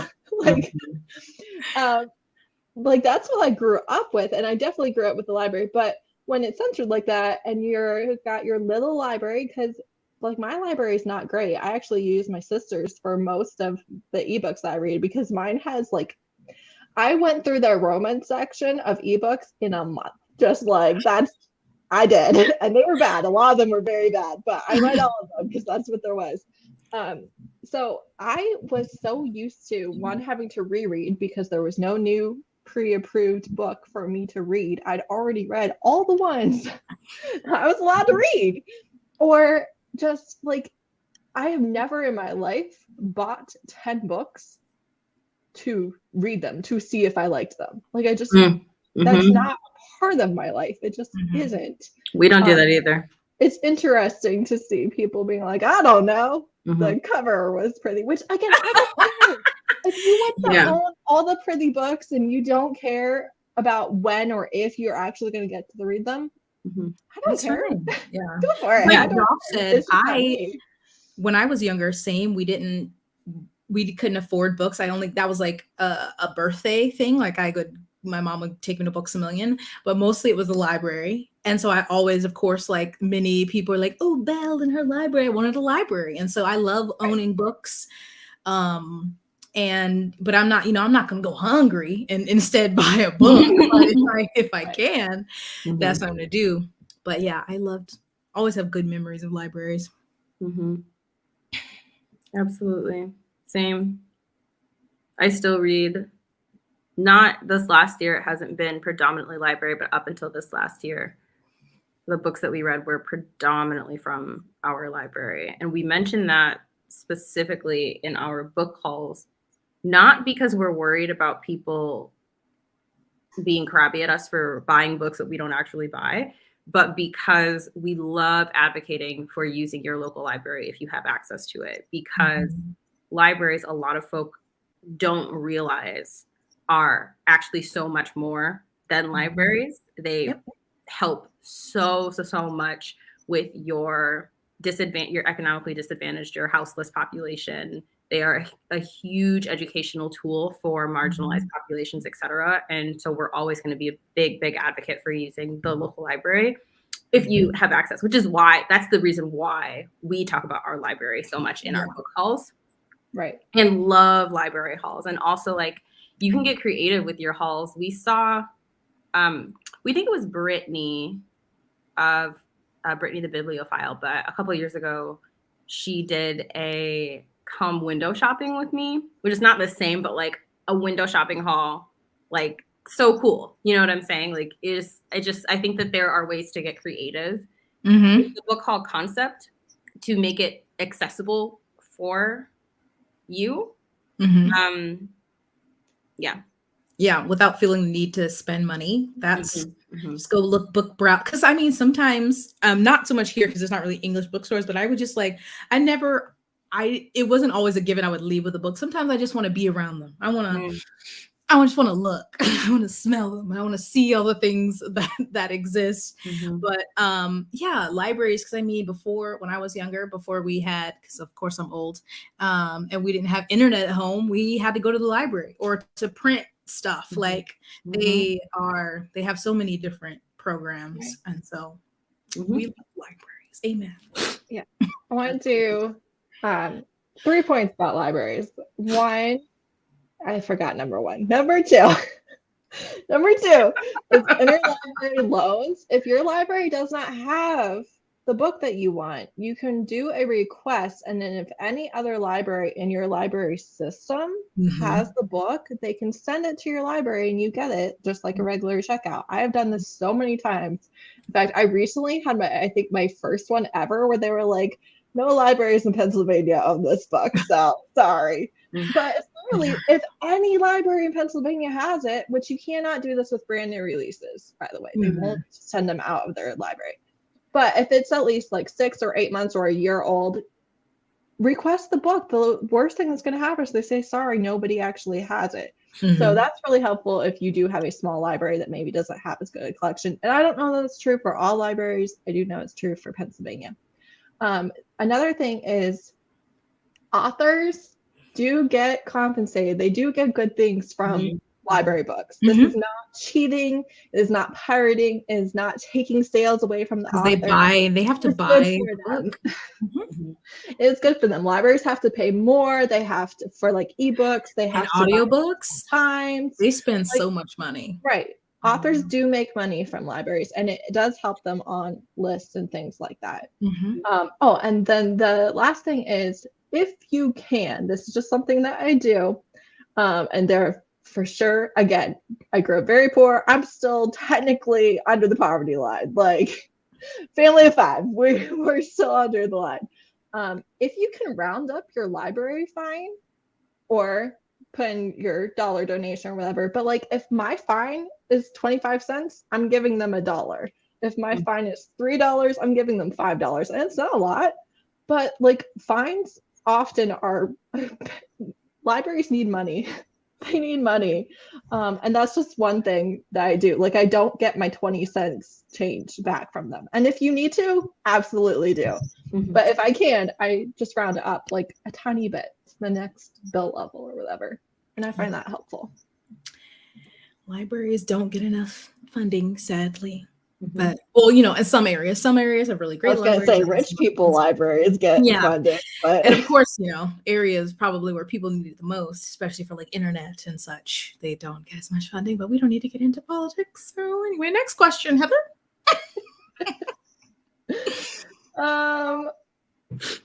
Do you guys ever feel any pressure to not? I know Jesse, y'all did post about this on Instagram a while ago. Because I was going to do this live at the end of February with Jess, and then she was like, just kidding, cannot. I overbooked myself. I was like, okay, that's fine. You still want to do it? I'll just postpone the live. So that's what I did. And I was like, I really want Jesse to be on this. And then I was like, but it's February. I'm not asking them. They're busy. I'm not asking them. And then Jess was like, end of March. And I was like, yes, I can ask Jesse to be on this live. But like way back then, you posted about elitism on Instagram, and you were specifically talking about hair and like repeating outfits and stuff. How do you all feel, or do you feel any pressure to only film looking a certain way or not repeat outfits? I try not to have like the same shirt in multiple thumbnails in a row so they can tell the difference between which video they already watched or not. And that's it. Like I'm going to repeat outfits. I'm a regular human being. I don't know what to tell you. So we actually have, because we are a master thrifter, and we hoard our clothing like that we love, so we actually have a very decent amount of clothing to like rotate. That being said, when we made that post, and we were venting about frustrations of elitism, specifically in regards to appearance, we realized from the comments on the post that people within the community, smaller creators within the community, wanted and needed for their own mental health to see creators in positions of power rewear shit. So now we are making a point to rewear shit, because whether or not, like, that's why the term influencer is what it is regardless of your intent, people are going to be influenced by your actions. And so if we, especially for us as a being that is very, very dysphoric, and like, real talk, there are weeks where what we need, the only thing that we can have on our body is like a gray hoodie. You know what I'm saying? Like, and if that's where we are in that week, that's how we're going to show up. And we have stopped apologizing for that, especially in the internet, because not only is it elitist and classist, but it's also ableist and transphobic. And we are in this position where we have just decided to walk away from catering to whatever the fuck cis readers, viewers are wanting. We're just not doing that anymore, because we're not going to survive in this body if we continue to apologize for the body that we have. So we're in a very different space than we were back then, like, even though it's only been a month, because now we're also like very much like, F that, we're not doing that. But then also we were having a lot of concern about how, like, you can literally look at the numbers on our posts from when we're wearing natural hair and from when we're not wearing natural hair. And we eventually, because we had been negotiating with wearing our kinky hair on BookTube for as long as we had a channel, which is 3+ years, we eventually were just like, yeah, fuck it. And like, now we only wear our natural hair. And so when you are a Black creator, when you are a kinky haired creator, it is understandable if you're like, yeah, I want views and I want my labor to be compensated. And so, like, yes, I am going to put my hair away for this video or whatever. Like, if that's where you are in that day, hell yeah, like, I support you 110%. But for us personally, we realized that it was literally killing us. And so we were like, if we can't show up the way that we are, you're not going to have our content, period. We're not going to be in this space, period. Right. And so it's frustrating to have to, like, wear a literal suit of armor to, like, literally be Luke Cage in order to appear on camera when you have, there's one white creator, and this is not an attack, it's just an example. I'm not going to name her. Fucking love this woman to death. But this woman wears not a shred of makeup, and I absolutely love to see it. Not a shred of makeup. But, like, there's a different standard if you are Black, especially if you are fat. Like, the fat creators who are doing well on BookTube are stunning in every video. You know what I'm saying? Like, I think y'all get where I'm getting at. It's like, who is expected to put more effort into their appearance rather than others? And we just realized that it was driving us crazy. It was making us sick. And so we were like, yeah, we're opting out. We're unsubscribing. Right. Yes. Yes, I need you to send me that information. Which one? Yeah, I've yes. Sorry. Yes. But yeah, because I've had, various comments, but I rotate between the same. I have a lot of crew neck sweatshirts and some fleeces. That's about all I wear, mainly because I have, on this YouTube journey, I have gained weight and have become very uncomfortable in my body on just in general, and especially on camera. So I just usually wear, long sleeve sweatshirt or fleece. And I try, like you said, to, like, if the thumbnail is, in the same week, I try to make sure it's different if I, like, film 2 videos at once or if I wear the same thing. And I mean, I do sometimes think like, oh, maybe I should straighten my hair, or I wish I could, get my hair braided, but I just don't have a lot of those resources here. So I'm just like, this is what it's going to be today. And if you've watched any of my vlogs, it's just 100% my mess. What I look like in the house. It might be a bonnet. It might be what I call my Sealy twist. It's just, you're gonna get what it is, because I'm like, this is a vlog of me in my house. I do not have time to like doll myself up. And I don't waking up a supermodel. Okay. Right, like just woke up. Like, no, you did not wake up like this, whatever. But yeah, I sometimes put on makeup because I've just been playing with it. I never learned makeup at all, and so I just was like, sometimes I want a little eye color, a little something.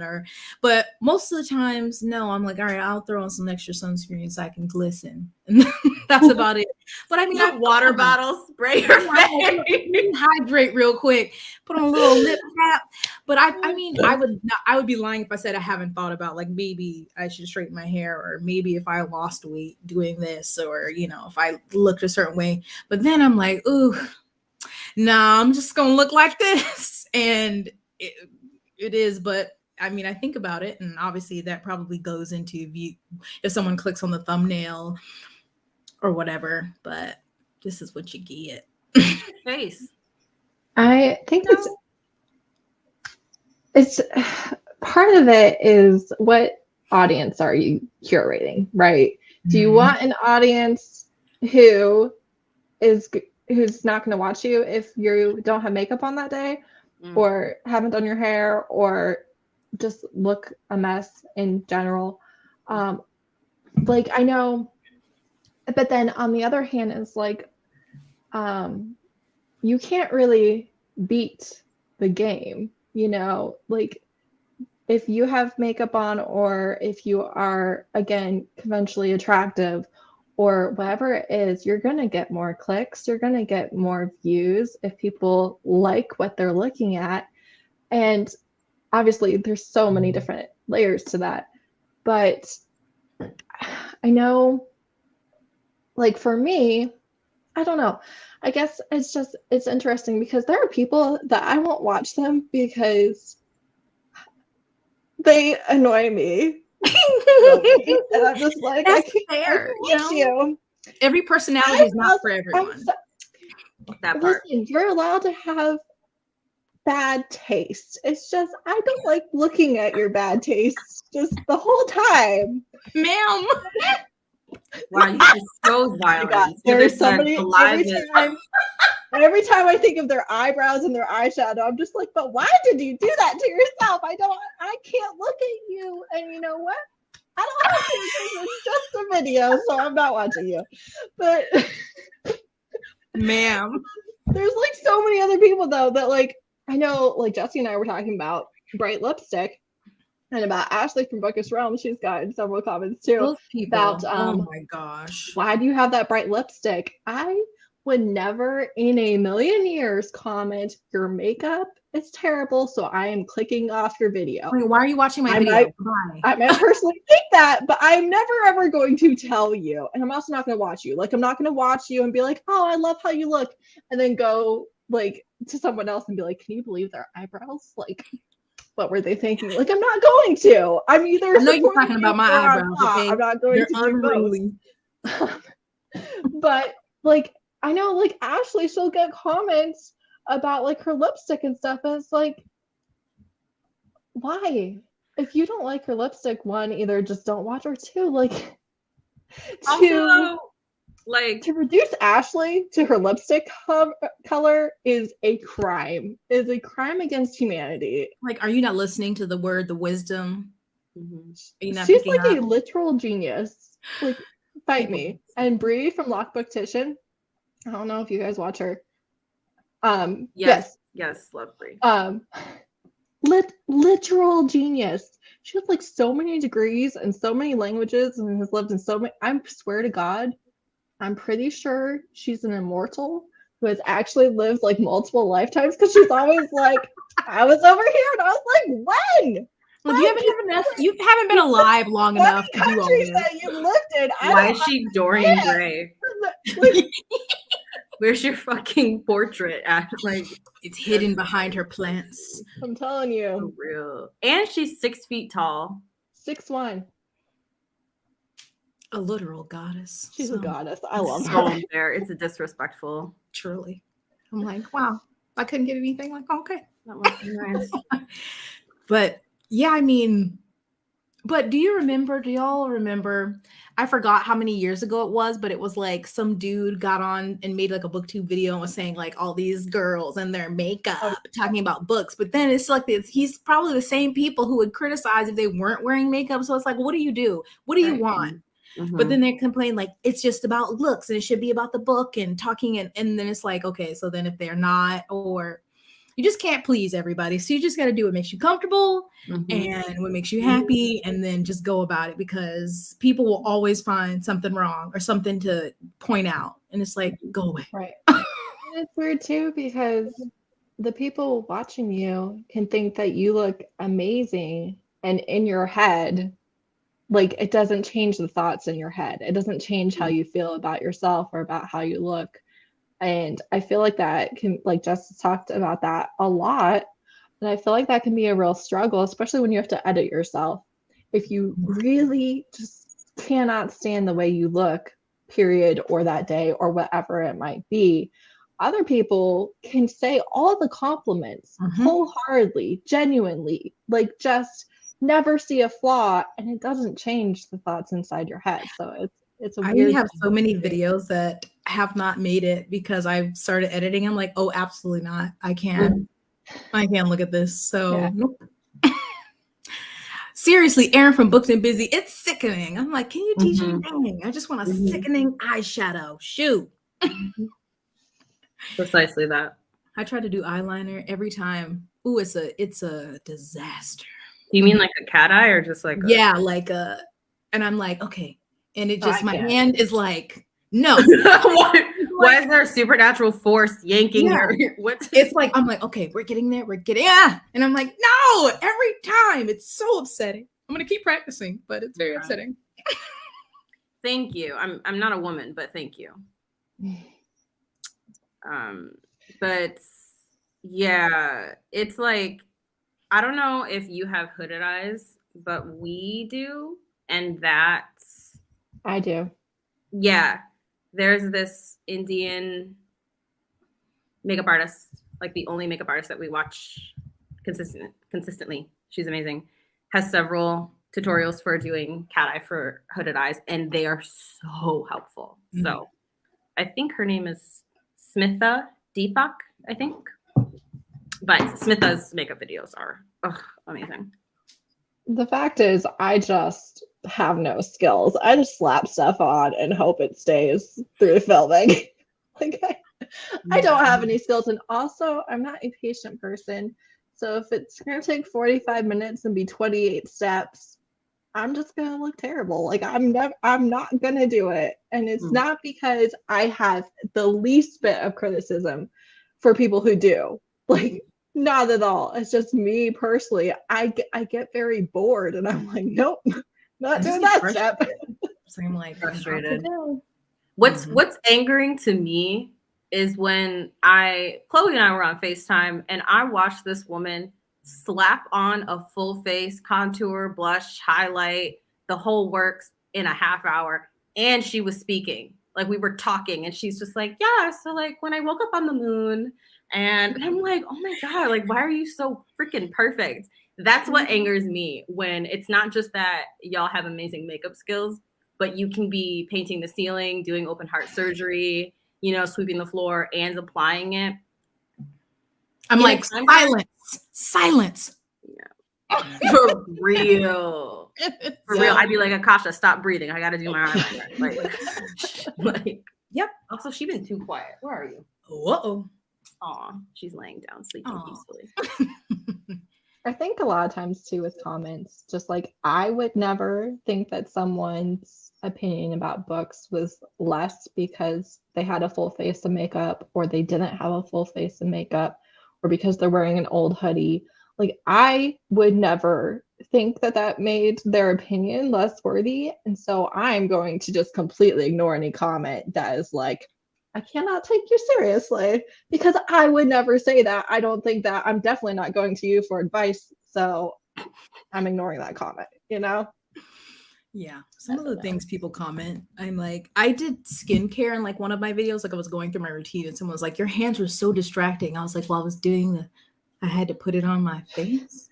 Sorry, I rubbed it in. Like, my bad. Let me get them off. My bad.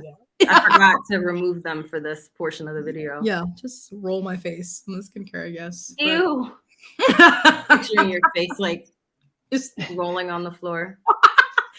Yes, but I mean, some days I'm like, wish I don't do well at like bulk filming, and I wish I did, because I would like when I do, I'm like, okay, I'll film 2 videos, and then I'm like, oh, good, I can just be ugly in peace the rest of the week.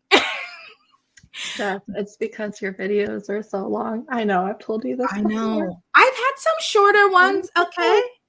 So listen, I love your long videos, but like I do bulk film, and by and large, most of my videos are between 10 and 15, 10 and 18 minutes. So I'll film 2 or 3 videos, but it still was only an hour of filming.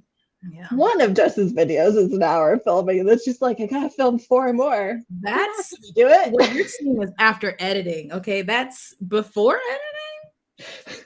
I'm long-winded, okay? I know this, but yeah, it's like some of it. It's probably you spend 20 minutes looking at Nigel and being like, what are you doing? Yes. And then you have to cut like 18 minutes of that out to have your little clips. Yeah, that's true. That part. Also, I don't know if you guys know Ray, or if everybody in the chat knows Ray. Her video is so short, so concise, to the point.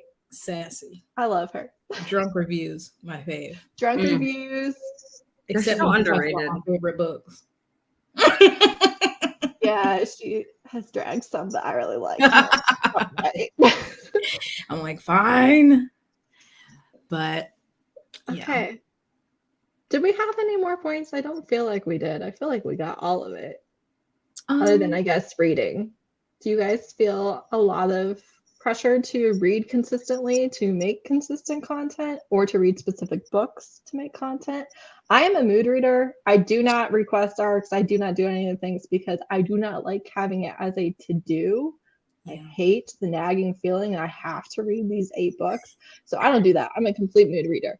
What I will say is you can mood read diversely. That's not like, it's not a cop out. They're not mutually exclusive. You can do it.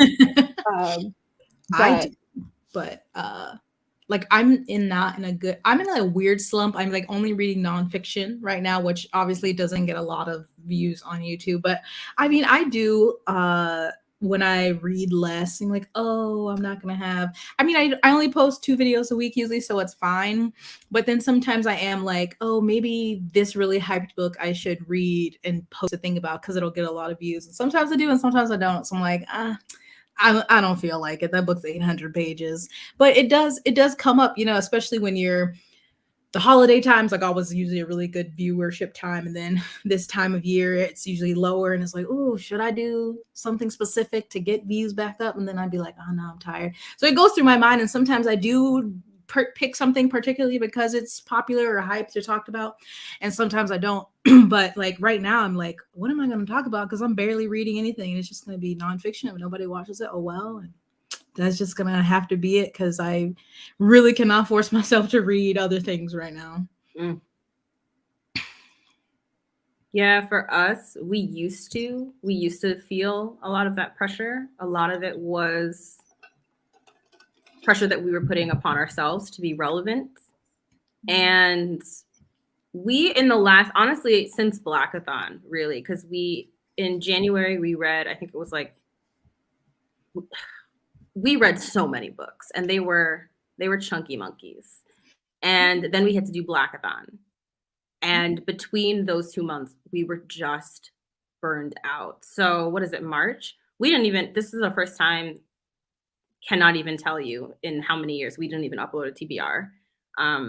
Like we're just mood reading and we're not a mood reader. And I feel like we've finished like 2 books.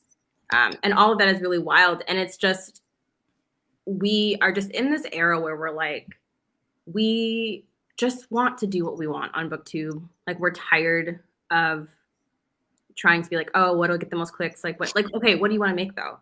And understandably, because like we are a full-time creator, like yes, we do have to like keep what YouTube wants in mind, of course. But if you continuously do that, you'll get burned out, specifically, I think if you are in the boat that we're in as a creator that has a lot of subs, but not a lot of views, like, because that itself is like an uphill battle. And so for like self-care, we're, and also like, so long story short, what we have realized by taking this kind of like reading break and this, or rather TBR break, and also this like specific content break, is it's given us focus to like think about like what we really want to make. And we've realized that this whole like, okay, I can't even tell you what's popular. Sarah J. Maas came out with a book. It's like blue and yellow, right? Oh, not a ghost. It's blue. Did you guys watch Deshauna's rant video about it today? Oh, I need to, because I'm not reading it. Oh, entertaining. I didn't read the book. And she really didn't, she spoiled a lot of things, but she didn't like explain the plot or anything. But when I tell you that thing was so entertaining. Yeah, it's just, I feel like we have read enough books throughout the years to come up with a concept for a video. That's where we're going with this. Like realizing, I think part of self-care is realizing that you don't have to read what's epic right now in order to come up with an interesting video. And that can be hard to accept when you see someone else, Deshauna, making a video on it and it's being epic and you're like, okay, well, I should do something similar. I want to get views. And it's like, yes, understandable impulse, but also like, you have read 100 books in the last 2 years. Like, you got this, you know? So that's why we're doing magical murder mysteries, because like that's what we want to make right now. Yeah. So to answer your question, no, not anymore. I basically decided, because I know me, and I was like, if I am dreading having to pick up books to make a video, I'm gonna stop making videos. Like, I'm not gonna last. And I am always on the side of let's try and prevent burnout, prevent hating what we're doing, rather than trying to fix it after the fact. Because like, I'm right now, just where I'm making like $120 every 3 months, like a quarter. Like, my time is not equaling to money at all whatsoever. So why? And part of that is maybe because I make what I like to make and to watch. And I don't like watching a recommendation video that is just the 5 top most popular books in that category. Like, I could find these on Goodreads. Like, I have already seen these, whether I chose to read them or not. They're not unheard of to me if I have any interest in this topic whatsoever, or have known about it for longer than a week, right? Like, if you're brand new, then yeah, all of these recommendations that are the top most popular are new to you. But I won't follow a creator usually if like either I don't like love their personality, so I'm watching them for them and not so much their books, or if their book recommendations are ones that I haven't heard of and would enjoy reading, or if they don't make other like Vina said discussion videos and stuff. Maybe I have not even the least bit of book taste overlapping with you, but I like the way you talk about things, and I like hearing your opinions about issues or discussions or whatever. And that's another thing that I do. 1, because I love watching them, and 2, because it's so helpful. I don't ever read for a video. So you're probably never going to see a video for me that is a themed blog like that. Because I'm not going to read 5 vampire books in a row. I'm not. If I do, the first one might be good and the second one might be okay, and then the last 3 are going to get really low ratings because I just read 5 in a row. Like, I know me, that's what I'm going to do. So making a video that doesn't require you to have multiple books in it, but is still part of your content, I think is really, really helpful, because none of us, and again, I'm a romance reader, so we read a lot of books. They're usually shorter, they're usually a lot easier to get through. It is not uncommon at all for a romance reader wrap-ups to be 20 plus books every single month. And it's not the same as reading an 800-page fantasy. So like it's not comparable. But so even though I read so much, I make 3 videos a week. I don't read enough to have new books in every single video 3 times a week. But I just make sure that I like what I'm making. And I make sure that if I don't have the recommendation for that video, I just bump it. I'm not going to then try to read a book for it between now and next week so I can do the video. I'll bump the video. Yeah, sometimes. I mean, I give in to pressure sometimes, or sometimes I am curious about a popular book. And I'm also like, this could get a nice little viewage. I'm not going to lie. But I don't do it very often because I'll get sick of it. Mm-hmm. Exactly. But yeah, I do love a good discussion video. I feel like I never give into the hype because I feel like I'm either already interested in reading it or I'm not. I actually feel like a book being really hyped is a ding against it for me because I tend to not always love, I say as I've read and loved like multiple Sarah J. Maas, but I tend not to read and love the most popular books. I usually find them pretty meh, especially romance, because the most popular are going to be traditionally published, and I really strongly prefer indie. So I don't feel like I give in to the hype. I feel like it's a ding against it. Yeah, I mean, anybody who spent 9 minutes on my channel knows how our reading experience usually goes with hyped books. It's like a curse. It's like, I'll genuinely want to try and enjoy this book. And I open it and the first word is the N word. And I'm like, God damn it. You know what I'm saying? I'm like, God damn it, y'all. I just can't do it. I'm rooting for you. For real. Yeah, sometimes, or it just gets me, I'm like, if I'm like really excited for a book and everyone's talking about it, I try to like tamp down my expectations. I'm like, don't get too hype about it. Don't get too hype about it because I think I'm going to go into it. And maybe if I just was like, just a regular book I'm going into, I can enjoy it more than if I'm like, oh my God, I'm expecting this to be the best thing ever. Books that wasted my time. Wish I could reclaim that time. Yeah, exactly. And then you waste more time reviewing it. I think about that every time I make one of those videos. I'm like, you are retroactively hurting. You're taking more from me. More time. But you know, sometimes it's good and informative. We need to know. Like the Ancient Nine, we needed to know. I DNF'd that book, but y'all suffered for us. So thank you. So actually, we would love y'all's input on this. So Homeboy came out with another book. Is it another like thriller or like mystery? We're gonna read the synopsis. And it's funny because like we're very, very obsessed with Black thriller and horror. Mm-hmm. Those are the genres that we have been focusing on, and like we're planning on doing probably this upcoming month, like a full week where every single day we're putting out a recommendations video for a Black horror thriller subgenre, you know, so like Black serial killers, Black, like that kind of thing. And so because of that, like we're trying to read as many, even in general, like that's just what we want to. So we're trying to read as many of the Black thriller horror mystery books that we can. And okay, what is this man's name?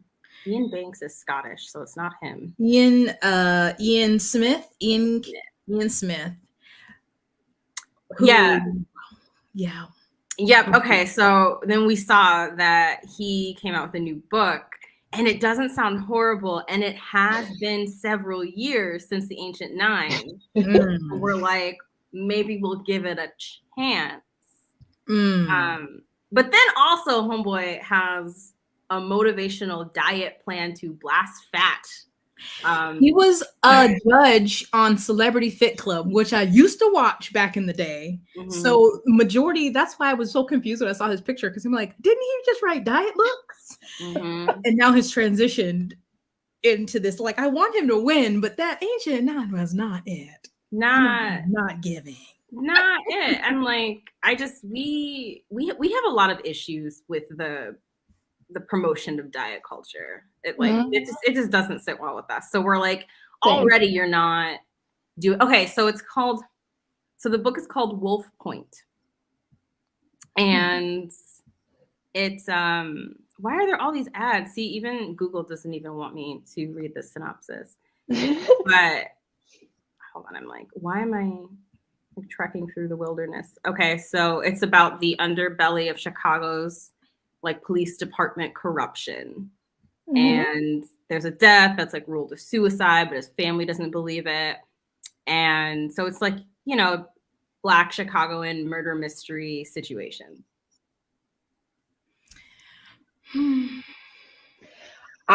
If you want my honest opinion, I literally do not give authors a second chance. The TBR is never ending.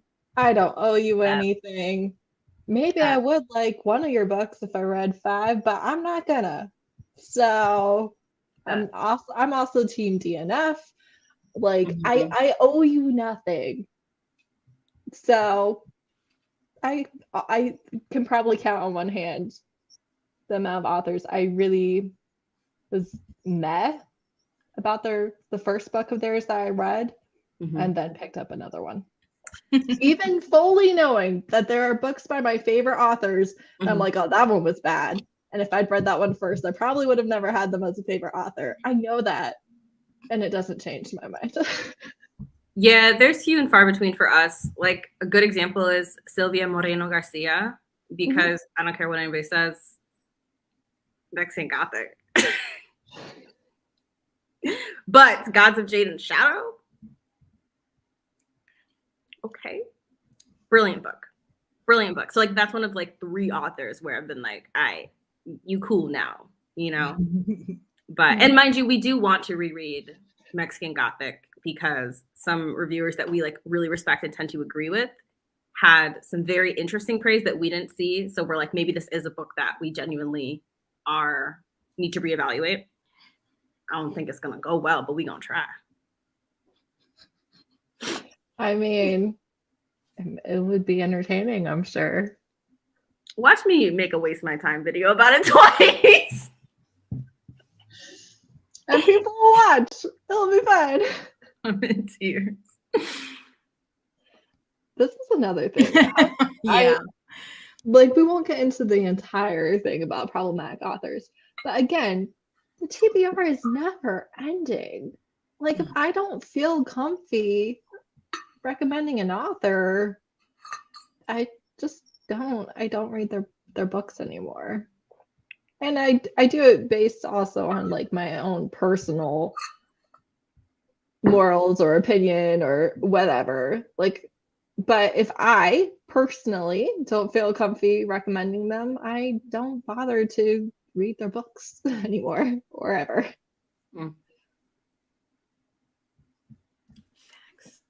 I mean, every book that I pick up, I'm hoping to like. I don't hate read books. I am sincerely hoping to really enjoy every single book that I pick up. So that's part of why I DNF. In fact, in March, I only have 1 DNF. I read like 2 books the first 2 weeks of March. I only have 1 DNF for March, which is incredibly low for me. But I have my first 1 stars, and I have multiple of them, and I have multiple 2 stars too. So now you know. Pause for now. I like that. What does this mean? You haven't read Mexican Gothic? Oh no, I haven't. Have you just yes. The mushrooms. Yo, it was okay, and then that was. We could have had mushroom soup while reading that book. We were like, everyone's like, oh, the mushrooms, and we're like, oh, mushrooms just already creep me out. I don't like their texture. I don't like looking at them. And then that I was like, Sylvia, no. Here for it. Yeah. Okay. Anything else? We've been on for 2 hours, so you know. We don't have anything, but there are 3 small booktubers that we do want to shout out. Please do. The first 2 are recommendations, like just brilliant reviewers. They're both Black men, and both of them don't have like a stereotypical setup, like professional camera, all of that stuff. And they're amazing. I've been watching them for years. The first is Shane of Luxurious Blue, BLU. Oh yes, Love fucking Shane. Shane is just the most disgustingly underrated person in the world. Love him. And then we have Troy, Troi, of Troy Towel or Towel. His last name is Towel. Reviews are brilliant. And then this booktuber does not live in the West, does have like an amazing setup, but like the subscription count is so low, especially in comparison to how amazing, like one of my favorite booktubers of all time, and that is Sunny of Sunny's Book Nook. They are also non-binary. I want to make sure I just said their name right, because like when people have like a story for their name, I be forgetting letters. You know, like, is it a Sunny Book Nook? Is it a Sunny's? You could have like one letter that's the same. I'm like, which one are you? I can't remember. Darn it. Sunny has grown. Reads or books. I'm like, I don't know. Yes.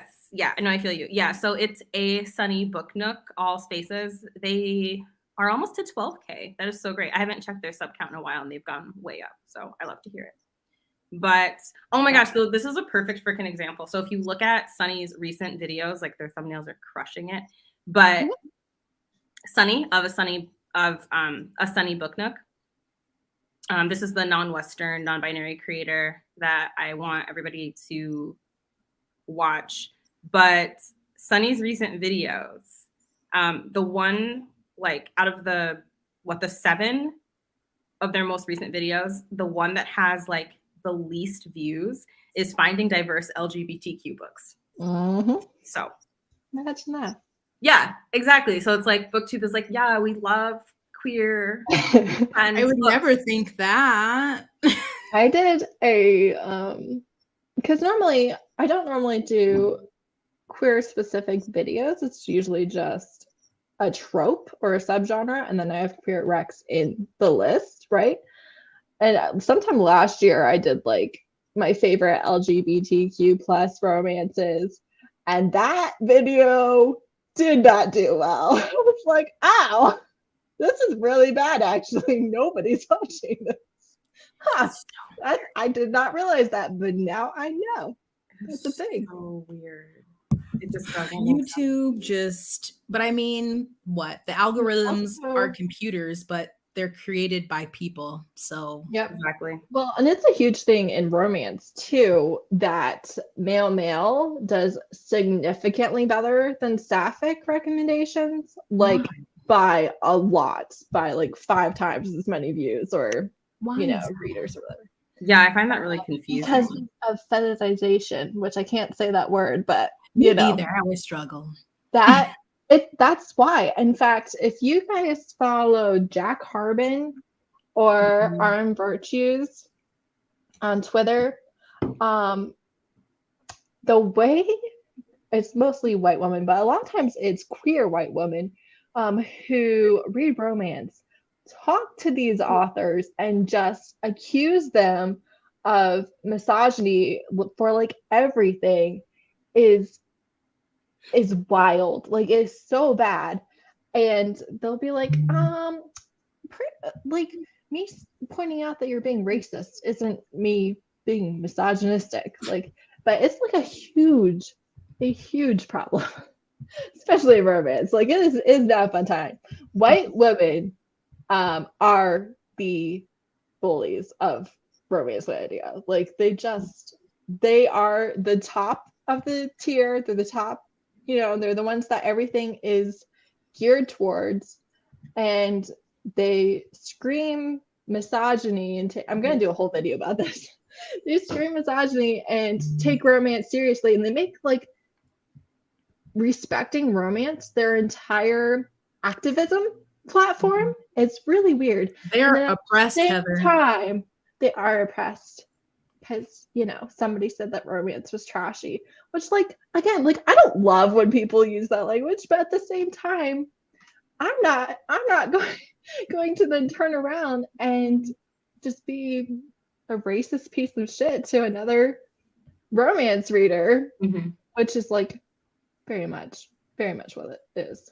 So good luck with that video, because we made a TikTok talking about white cis het women dominating romance, specifically MLM, and it made a lot of white cis het women very upset. And like some people were like, well, you know, like this is assuming that they're not trans. And I'm like, well, I'm talking specifically about known, which is why I said white cis het known women.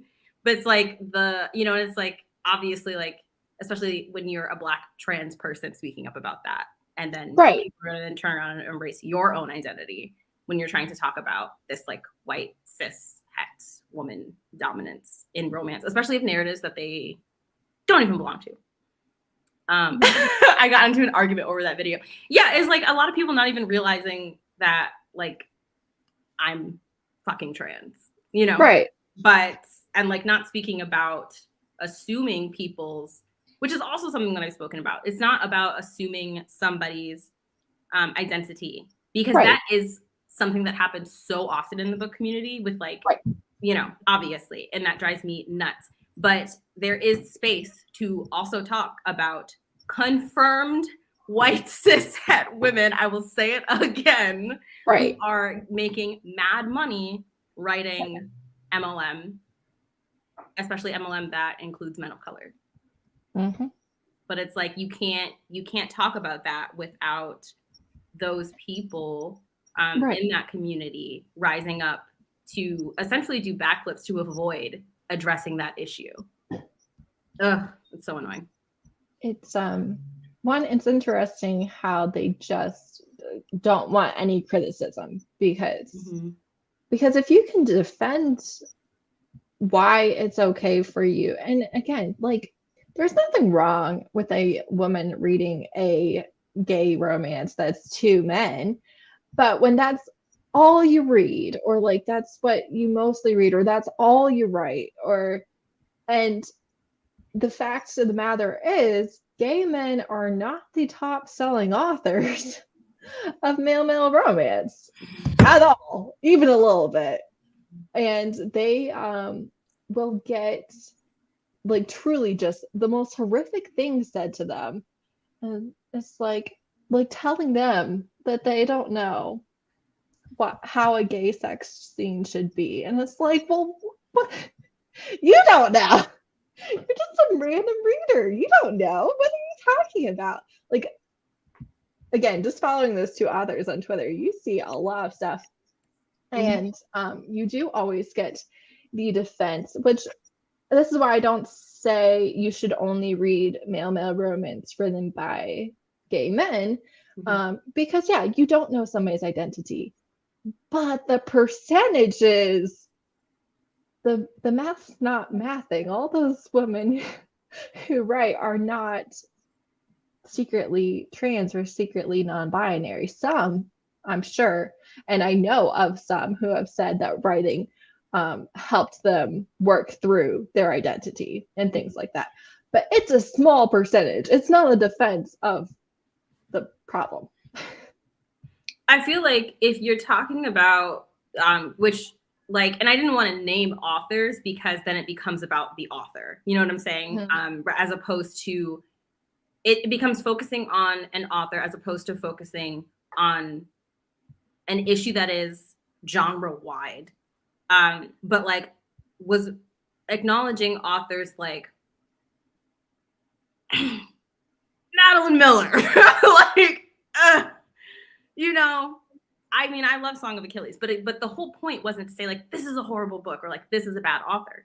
That's not the point at all. The focus of it is to say, when you as this author write this story, it becomes an instant classic. When gay Black men write the same story, it becomes a backlist book that nobody ever reads. It never even makes the New York Times bestselling list. But bringing that up as a person of color, even as a trans person, is just utterly unacceptable, because then white women and people who love to defend white women and the position of power that they occupy within the book community would rather obscure the conversation than address what this person is actually talking about. That is a very different thing from you being like, hey, this person isn't this specific person. Now you have named a person, shouldn't write this book because they're straight. Then you're assuming you're assuming heterosexuality and you're assuming cisness. But if you say, hey, straight white women dominating in this industry for writing MLM stories is an issue, two different things. And it's like, even the response to that is not only racist, but it's transphobic and homophobic as fuck. And it's just like, I was just like, okay, y'all are clearly like out here riding women power. And I'm not going to educate you. I don't have time. Right.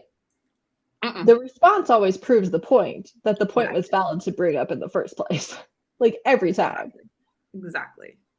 I also feel like I think it's odd when people, well, specifically whatever group is being called out, right? So in this case, white women, when they'll be like, well, not me, or not all white women, or whatever. And it's like, if they weren't talking to you, then you don't need to say that. Like, if you are actively contributing to the problem, you don't need to be like, well, not me. Okay, nobody asked you. Like, I don't.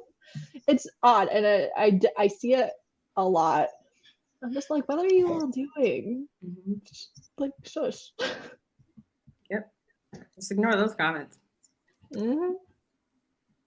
Or someone, let's say if you're watching a couple of Black creators on a live show, and they'll be like, well, I don't like to say this in mixed company or whatever, and then you'll have all the white people in the comments being like, well, I hope it's okay that I'm here. And I'm just like, what are you guys doing? Oh, the Black person says mixed company, not the white person in the comments. Yeah. Oh, I was like, who's saying mixed company? That makes sense. It's just, I don't know. It's just very centering is all it is. The responses are often very centering. Yes. You done, Jess? I have to go feed my dog. Cute. Not Nigel. That's all right. We're done. we were done a while ago, but I was having fun. Yes, it was fun. Thank you for having us. I'm so happy you all made it and were able to do this live with me. I have been really looking forward to it. So I had a very good time. So I'm sure everyone's already subscribed, but make sure you do. Everybody's in the description as per usual, because I'm a professional. What type of amateur would it link? The fact that I've done that, like, I don't know, you should expect it. But everybody is linked for this particular one, so be proud of me. I'm very All right. Thank you so much for watching, everyone, and see you soon.